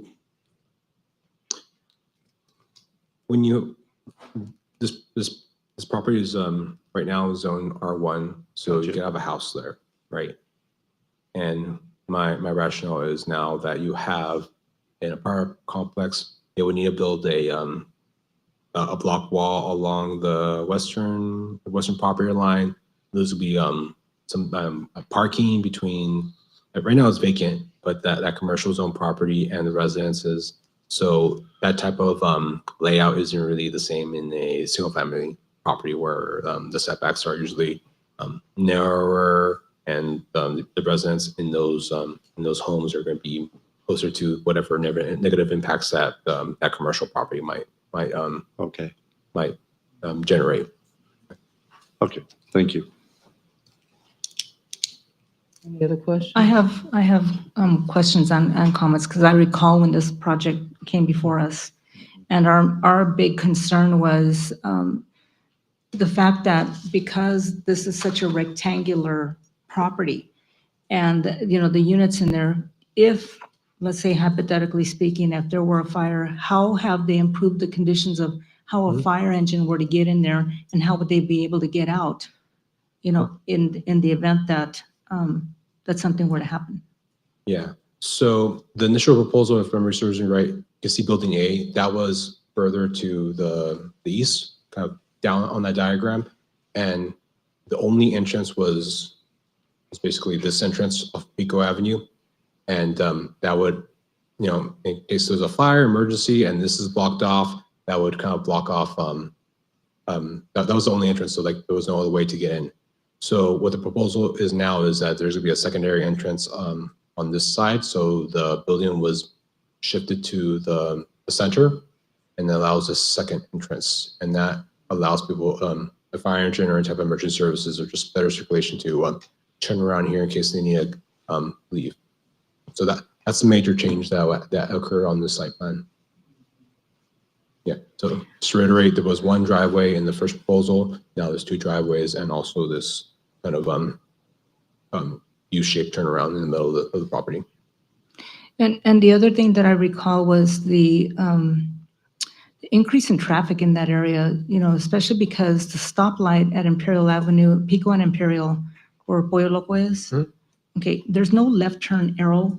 So what happens is that when you've got the traffic coming, and you have to wait until traffic heading east passes in order for traffic heading west or is going to turn going south, they have to then yield to turn there, Yes, and, actually. so it kind of sometimes causes a backup there, only because I've been in that area quite a few times.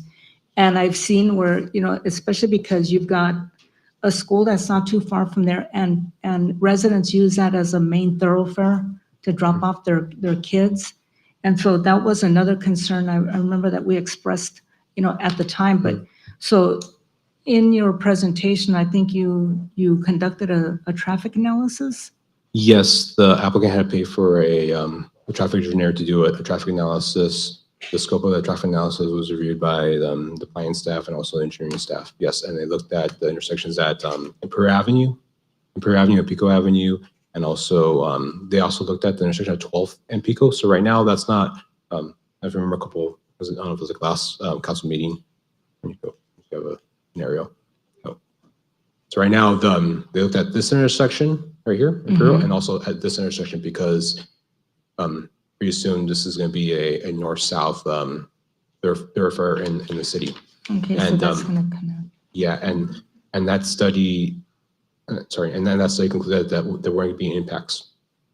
Just in general, usually when you see a residential, yeah, they're going to generate trips, of course, but they're not usually concentrated at the same amount as, for example, local or some of the offices and things like that.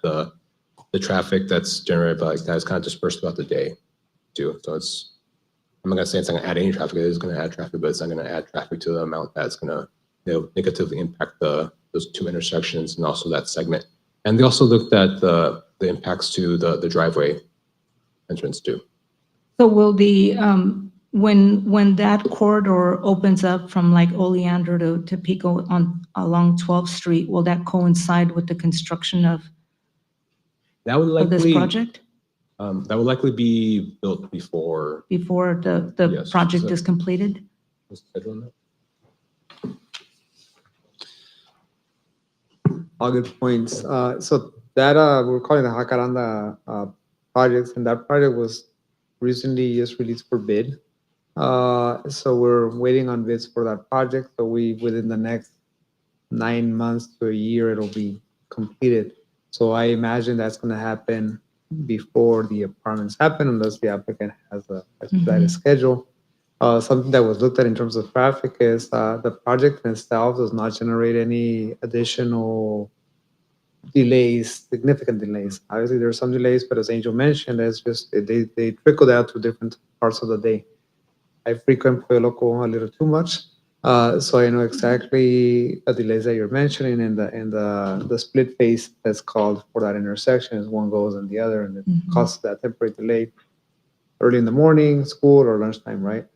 And it's that's a Caltrans signal light, so we don't really have a control on it until it gets relinquished to it. We can do Oh, something better. the one at Pico and Imperial? Has a Caltrans signal light, Oh. so we can't do much.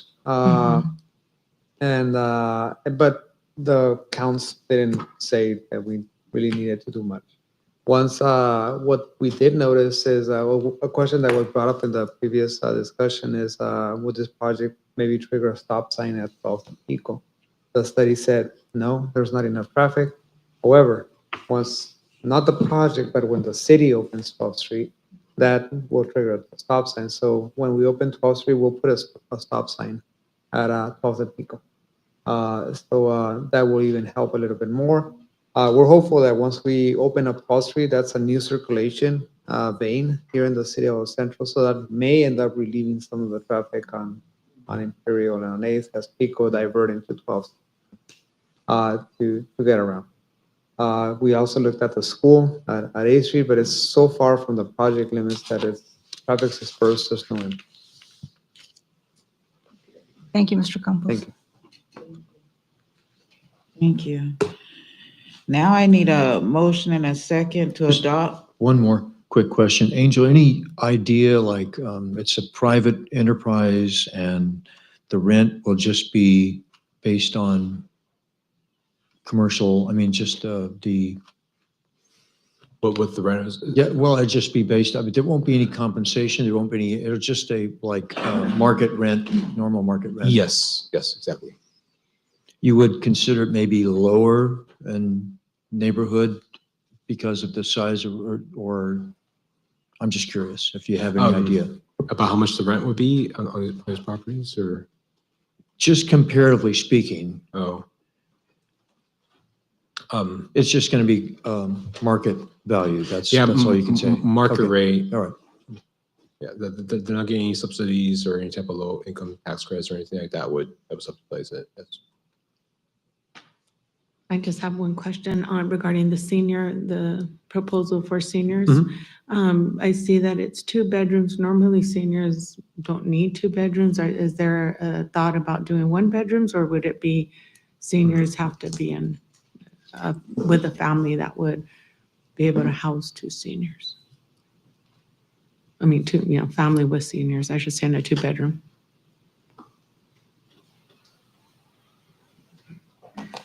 That's something, I'm not sure if the applicant, if I mean, if it's up to the city council, if the applicant will be able to speak to that. Thank you for the time. So I made a conscious decision of making it 2-bedroom, 1 bath. And I'm going back to when my mother was sick. She needed help, she needed assistance.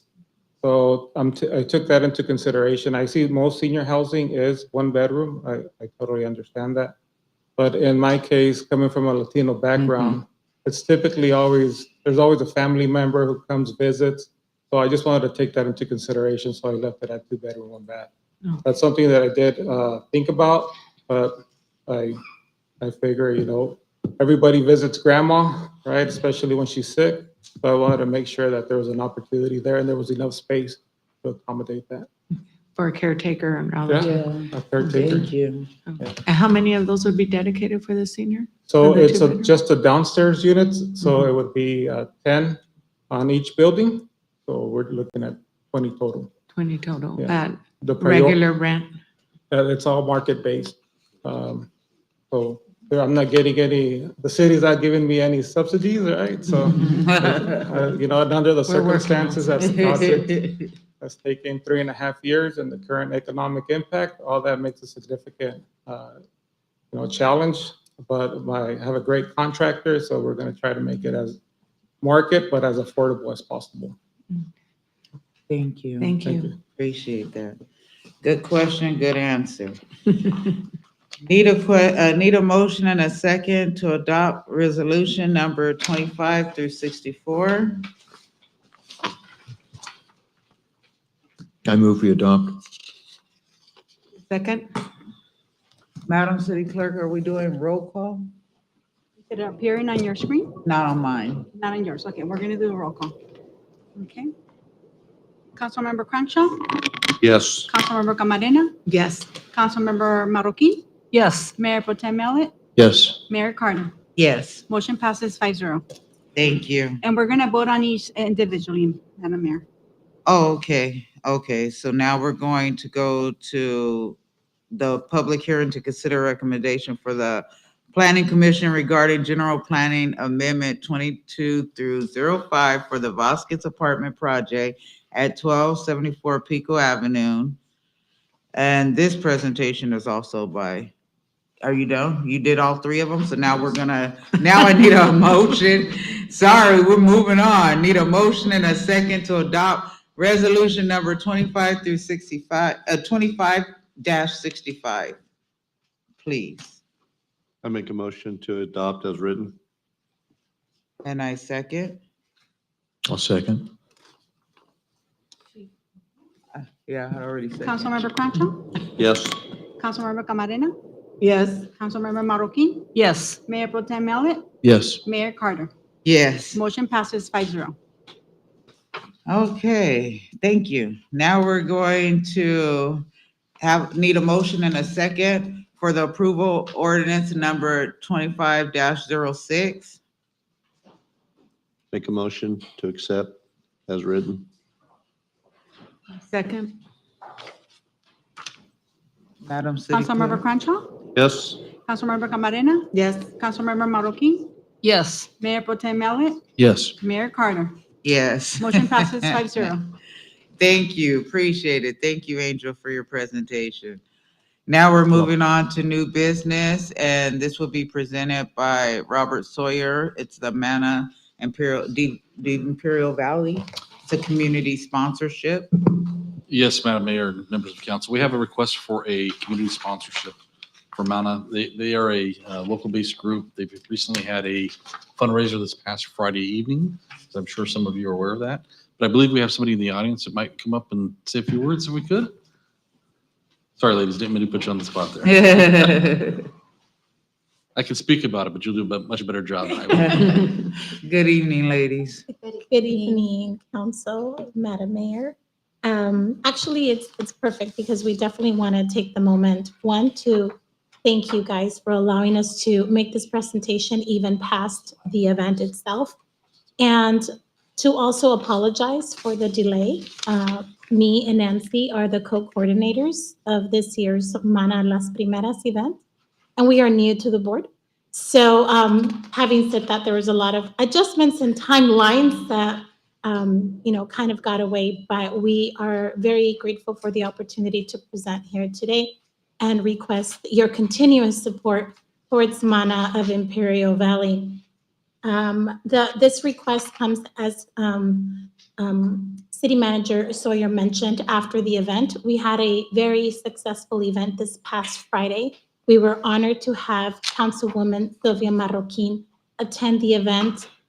We wanted to make sure we added that extra care and in gratitude for our sponsors. We did have a certificate of sponsorship ready for the city that Madam City Council Marroquin was able to accept on your behalf. We had a sold-out event selling, I think, 210 tickets in total, and a lot of them included sponsors from our community. We were able to honor 3 extraordinary women for their work and leadership in our community. One of them was Angie Garcia from the city of Calapetra for her work on the North End, especially with the disadvantaged community in Nyland and Bombay Beach. We also had Jessie Preciado from the city of Holtville, who was recognized for her support to the Cinderella program and empowering young ladies to excel in leadership and as well as speaking skills. And then lastly, we had Angie Reese from the city of El Centro, who was recognized for her work and mentorship over 35 years in the education system, being a professor, a business professor with Imperial Valley College, and then continuing to teach at San Diego State University. She was also the founder of the Business Club, which was the longest standing, I hope it's still running, but the longest standing club out in Imperial Valley. So she was able to be recognized there as well. And to add as well, this is the only fundraising event that we do for Mana the Imperial Valley. Just to give you an idea of the impact, last year we awarded 61 scholarships for Imperial Valley students with a total of 30,800 all across like biology, mathematics, business, nursing as well. So we would really appreciate your support now and moving forward. We would also like to thank Cindy the Sowa. She was very professional, very supportive throughout the whole process, and especially understanding that we were new to the process. Thank you, appreciate that. Thank you. Like any organization that's mission driven, as Nancy mentioned, we were able to award $30,800 in sponsorship last year to our local students. And Mana is focused on providing leadership through education and continue to support our local students. Our goal is to not only meet the $30,000 that were provided last year, but exceed that amount this year. And we can't do that without the support our sponsors and supporters, such as the City of El Centro. So thank you once again, and we hope you can consider this request for sponsorship. Thank you. Thank you. Appreciate that. I'm going to open it now for the council for discussion. I am recommending that we give them our sponsor $500. If anybody would second it, or if you have another suggestion, it's up in the air. Were And there, just- oh, go ahead. sorry. No, go ahead. Were there different level sponsorships or were there, or is this just a? There were different levels of sponsorship, and that was the one that we looked at, Cindy, Robert, and I, when we And that would work within our budget? Yes. Yes. So there are 5 levels. There's a diamond sponsorship at 5,000, which is above what's available in our budget. There's a platinum sponsorship at 3,000, which puts you right out of the budget for the remainder of the year. The gold sponsorship is 1,500. The silver sponsorship is 1,000, and the bronze sponsorship is 500, which is consistent with past years. So we're still early on in the year, so, Yes. yeah. I will motion to approve the $500 sponsorship. Second. Madam City Clerk, may you take the roll? Councilmember Crenshaw, Yes. Councilmember Camarena, Yes. Councilmember Marroquin, Yes. Mayor Potem Mallet, Abstain? Mayor Carter. Yes. Motion passes 4 with 1 abstain. Thank you. Thank you. Okay, we're gonna move right along to an award of bid and authorize a contract for the Fraser Field Improvement Project. This is gonna be presented to us by Ms. Adriana Nava. Good evening. Good evening.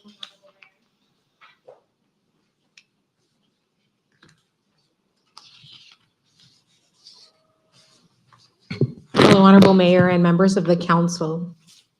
This item is an item that has come before you. As you know, we go through the various steps. Today is discussion of the award of bid for the Fraser Field Improvements Project. And so as mentioned to you in the June meeting, Fraser Field is widely used by Little League, specifically District 22. And we manage the facility through a joint use agreement with the El Centro Elementary School District. So the fields at front 6th Street are city-owned, and the rear fields are owned by the El Centro Elementary School District.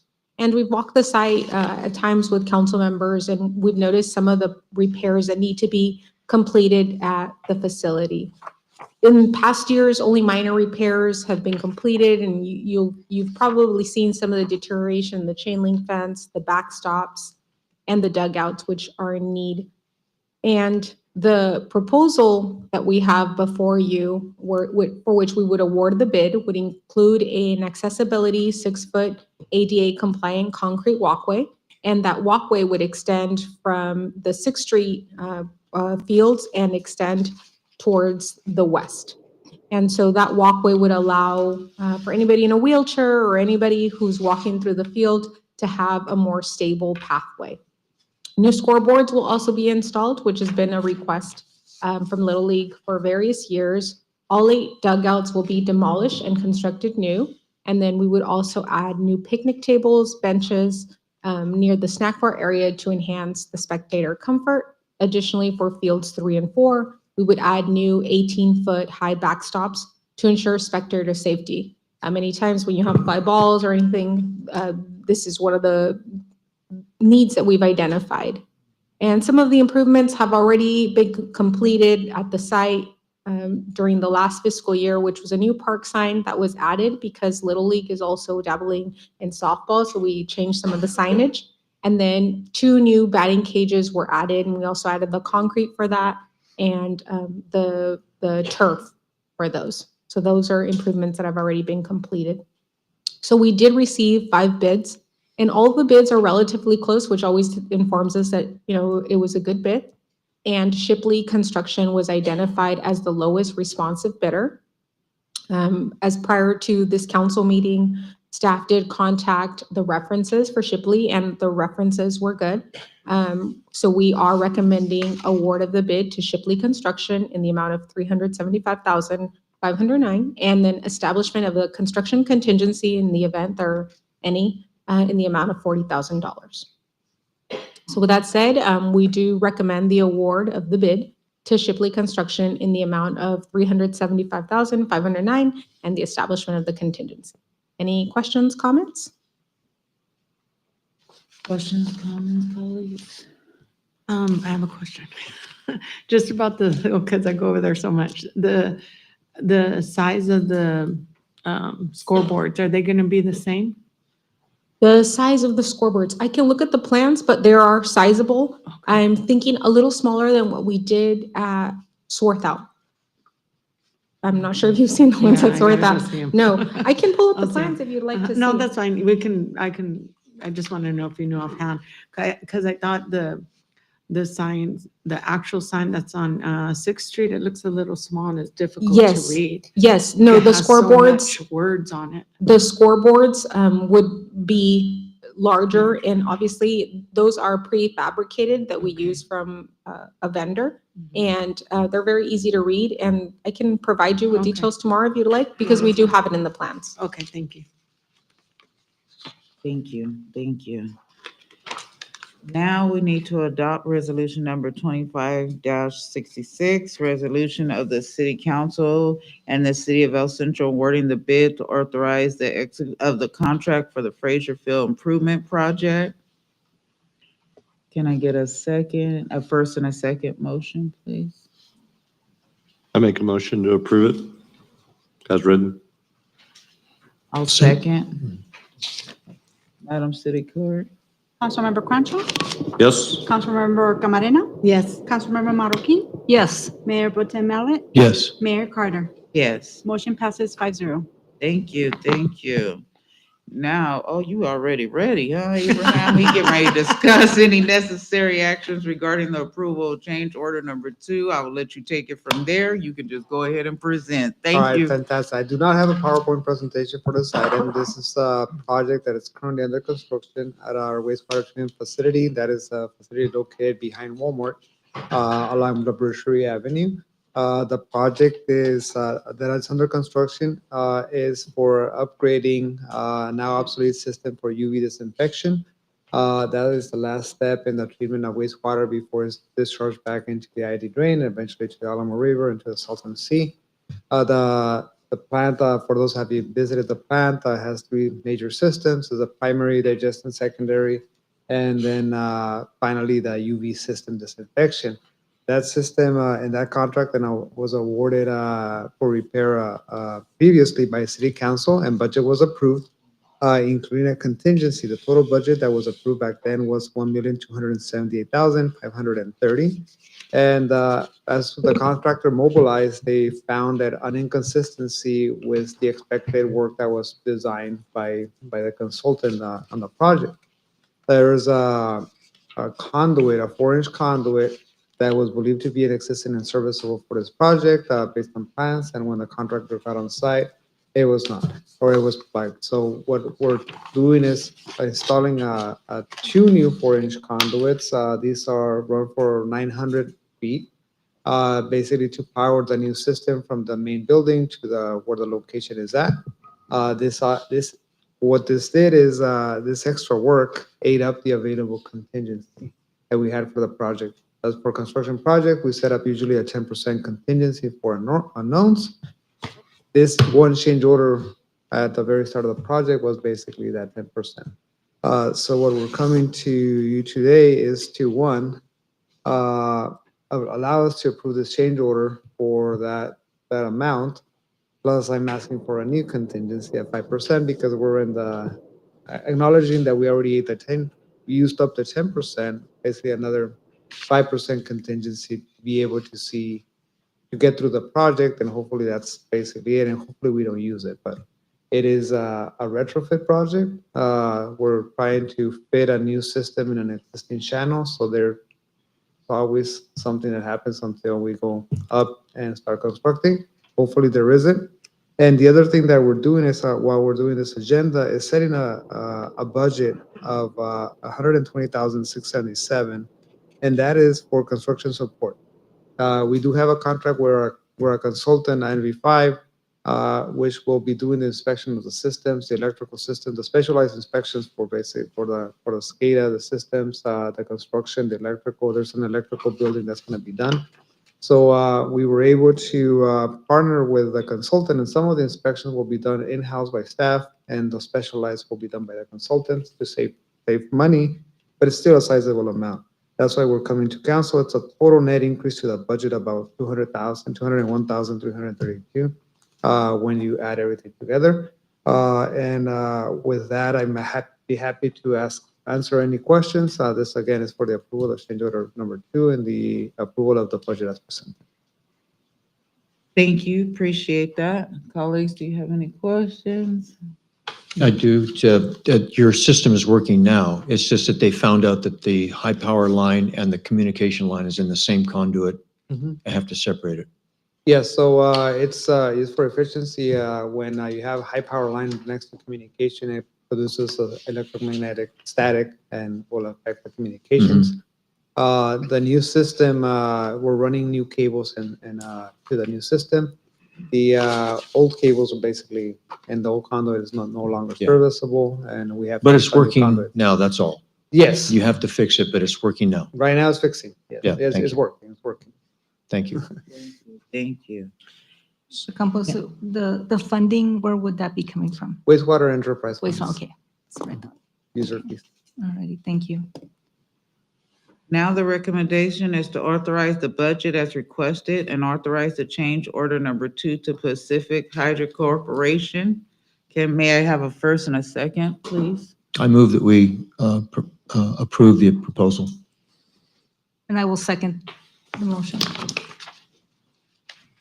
Councilmember Crenshaw, Yes. Councilmember Camarena, Yes. Councilmember Marroquin, Yes. Mayor Pro Tem Elliott, Yes. Mayor Carter. Yes, Motion passes 5-0. thank you. Thank you. Thank you. Thank you. Okay, now I will discuss us counseling the October 7th city council meeting. We will be traveling to Cal City, the council. Do you have any discussion about this, anybody? No. Do we have to vote? Yes. Yes. May I have a motion and a second, please? I will motion to cancel the October 7th meeting. I have a second. Councilmember Crenshaw, Yes. Councilmember Marroquin, Yes. Councilmember Camarena, Yes. Mayor Pro Tem Elliott, Yes. Mayor Carter. Yes, Motion passes 5-0. thank you. Appreciate it. Now we are at the task force reports. And we will go ahead and, are you ready, Councilmember Marroquin? You may start, please. All righty. So I know that I attended the 9/11 stair climb sponsorship dinner. I know that I mentioned this at our last meeting, and I was hoping to see my colleagues there, but they had a fantastic turnout this year, over 600 participants in this 9/11 stair climb, the memorial ceremony. And so Saturday evening, I was also at the stair climb and the walk around the track there. So, it's always, good to see the support that the 9/11 Stair Climb Committee receives each year from the community to commemorate and to remember, and that we'll never forget what happened on 9/11/2001. I know that I was watching TV on 9/11, and some of the documentaries that had come out then, were showing on TV, and it was really eerie, to watch that and to think that that happened in our country. So, that is something that I think we will all never forget, and I think we can recall where we were when we first heard the news.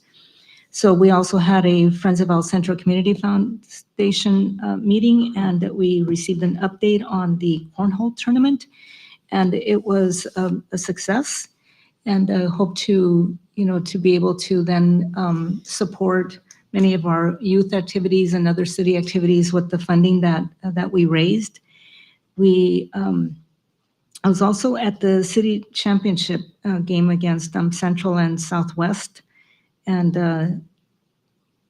it was quite a slaughter, 30-6. You know, it's like, so I don't understand football, but I go to support the game. But and proud to be a Spartan, so you can get the the message there that that I was there to support, even though we were on Southwest territory, but I was there to support Central. So, and then I was at the Mana Las Primeras, as the young ladies mentioned, that I was there to, not only to support their organization and their cause and their help to the community with the sponsorships for young women, but also to represent the city at this event. So, and so not to forget that tomorrow we have the health and wellness fair for all of the city employees. And then we have our Cal Cities Division meeting coming up this coming Thursday. So it's coming upon the busy season of the year. So lots of meetings and activities. So that concludes my report. Frank Shaw? Yes, well, this was one of the first stair climbs that I missed in a while, but as many grandchildren as I have, watching football game after football game after football game, Pop Warner was pretty trying, and we didn't get back in time. But I was there in spirit. So I did go to the Southwest Central. I am not a Spartan. I did not come from here, nor am I an Eagle. So I was pretty objective about it. It was kind of lopsided for sure, and we'll leave it at that. But the actual theme of it was pretty neat. We had a lot of youth there that were supporting the spirit of our country. We had a lot of it was just a great ceremony for our first responders as well, for the halftime. And I really enjoyed it. And the weather cooperated. It was really kind of a pleasant night. So I was down for that. Went to the regional chamber of commerce meeting last week. A couple things on the horizon for them as they have their Imperial Valley regional chamber commerce annual awards dinner coming up on the 25th over at the old schoolhouse. That's going to be a really good time. Covers all the cities within the valley here. Another neat is our time capsule. It's been they had it covered, but they've been working on it. The chamber is coordinating the re-unveiling of it. Event probably is going to be late October, early November. And they're actually looking for some of the students who went to Wilson at that time to be a part of that event. So it's kind of a neat situation there too. Went to a few different city meetings that we had, and I'm looking forward to some upcoming training opportunities that are going to be happening for the council. So excited to learn. Thank you. Councilmember Camarena? Oh, and just want to, remind Councilmember Marroquin that we spoke at the 9/11 event and that we were at the dinner. We were there. Mr. Councilmember Allard and I attended the dinner, and it was a very nice and educating moment for us. But also to go to the actual stair climb was something that was very touching to see. I think getting the picture of the individual, there was a fireman that had passed, and to walk in his memory and name, and it wasn't just me. My daughter wanted to be a part of it, and so she was very proud to wear that and to walk for the individuals that were so brave and gave their lives trying to help people as they were faced with a devastating situation that day. I also went to the Friends of the El Centro community meeting as as an alternate that I'm assigned. And I think one of the things that was exciting was one of the ideas that they had about doing a fundraiser with flags for the downtown area of graduates to be able to buy a banner. I think that's a great idea, and celebrate our graduates either through the high school or the college. And that's why I was so excited. Also, these banners, I should say, will have the individuals right now that it's being spoken of, individuals' name and their school and so forth like that. And I'm very excited, just to do a side note, about the Kiwanis project, because I think banners and flags, they remind us of why we do what we do. We live in a country where we can serve, where we can help one another and help each other achieve the American dream, as little or as much as they want to work to obtain it. And that's, especially as elected officials, that's what our mission is here, to be able to do that. I, for one, would like to, and I've shared this with my colleagues and so forth, I'd love to see El Centro have a large flagpole and a flag. We see them in other cities, Hopeville and so forth, but I think El Centro being in the middle, it's just a thoroughway between Arizona and San Diego, and we're in the middle of nowhere, but be able to look up and see the American flag, you know, and just remember that there's hope. Even if you're in a dry desert land, there's opportunity and hope here. And I couldn't make it to the city's championship because I was in Washington, D.C. on personal business, but I know my grandchildren were very happy over there to see that win. And Councilmember Crankshaw and I continue to work on draft policy and ordinance updates. And so if anybody has something that is a dire need that needs to be reviewed and or updated, please see us, so that way we can go ahead and place that on our list. And that's all I have. Thank you. Mayor Pro Tem Ellett. Yes, so Thursday, September the 4th, we had Flavors Without Borders event in the Ivy Mall, and it was packed with people. The corridors were packed with people. It was a huge event, largely in Spanish, but it was a huge event. And so people from Mexico, a lot of, I think almost all the presenters that I saw were from Mex. I don't believe we had like presenters, like the food and the drinks. I think they all came from Mex, but it's a big. The vendors? Yeah, the No, they were vendors, from- exactly, presenters and vendors, they were yes. from here. A few, okay. Oh, thank you. Good, thank you. So the food was gone fast. It was all free, it was gone fast. So it was a great event. And then I want to skip down to the 9th of September. I attended our monthly Centinela Citizens Advisory Committee, where we recapped this great event that we had in September. Before school start, we gave away 167 pairs of shoes at Skechers to low-income kids. It was a great event. And then at this meeting, the warden from Centinela pretty much made it official that neither prison in our county is going to close this year. We've been closing a prison every year for the last 5 years. And so this year it's going to be Norco, a little bit more towards the LA area. Hopefully that community can absorb some of the people that are going to be unemployed. Some will transfer, some people will transfer. Our warden is anticipating maybe a few COs moving over here and then starting all over with their seniority, I think. And then a few inmates as well. We know that one prison has already closed in Blythe. I think it was Chickawawa. Isn't that correct? I think it's Chickawawa, but that was devastating to Blythe. So for now, our two prisons are secure, and especially Centinela, I believe, because they do so much programming. I think they're pretty in a very good position with the state of California.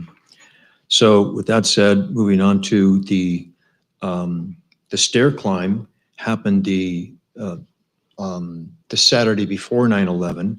And so the memorial stair climb I was there, my wife was there, Claudia and her daughter. And it was very impressive. Like Claudia said, we had badges of first responders. Everyone got a badge that was going to do the walk of someone that was killed in that event.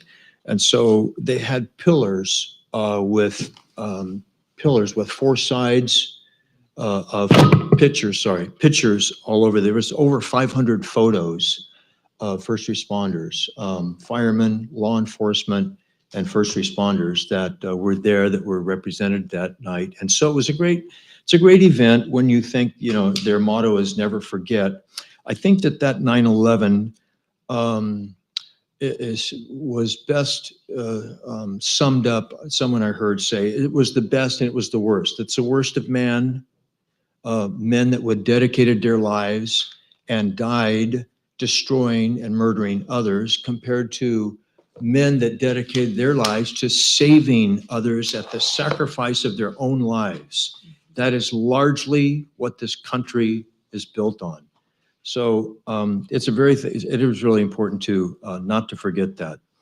And then, of course, the 9/11 on Thursday night, 9/11 went to the city game, and it was very encouraging to see that, the camaraderie between the two cities. My wife is on the high school union board, so it was a good event, and everybody was cheering for the underdogs. So it was a good event. But as far as Charlie Kirk goes, his assassination this week was a very tragic loss to our country. Some called him a civil rights leader. He was obviously a community organizer.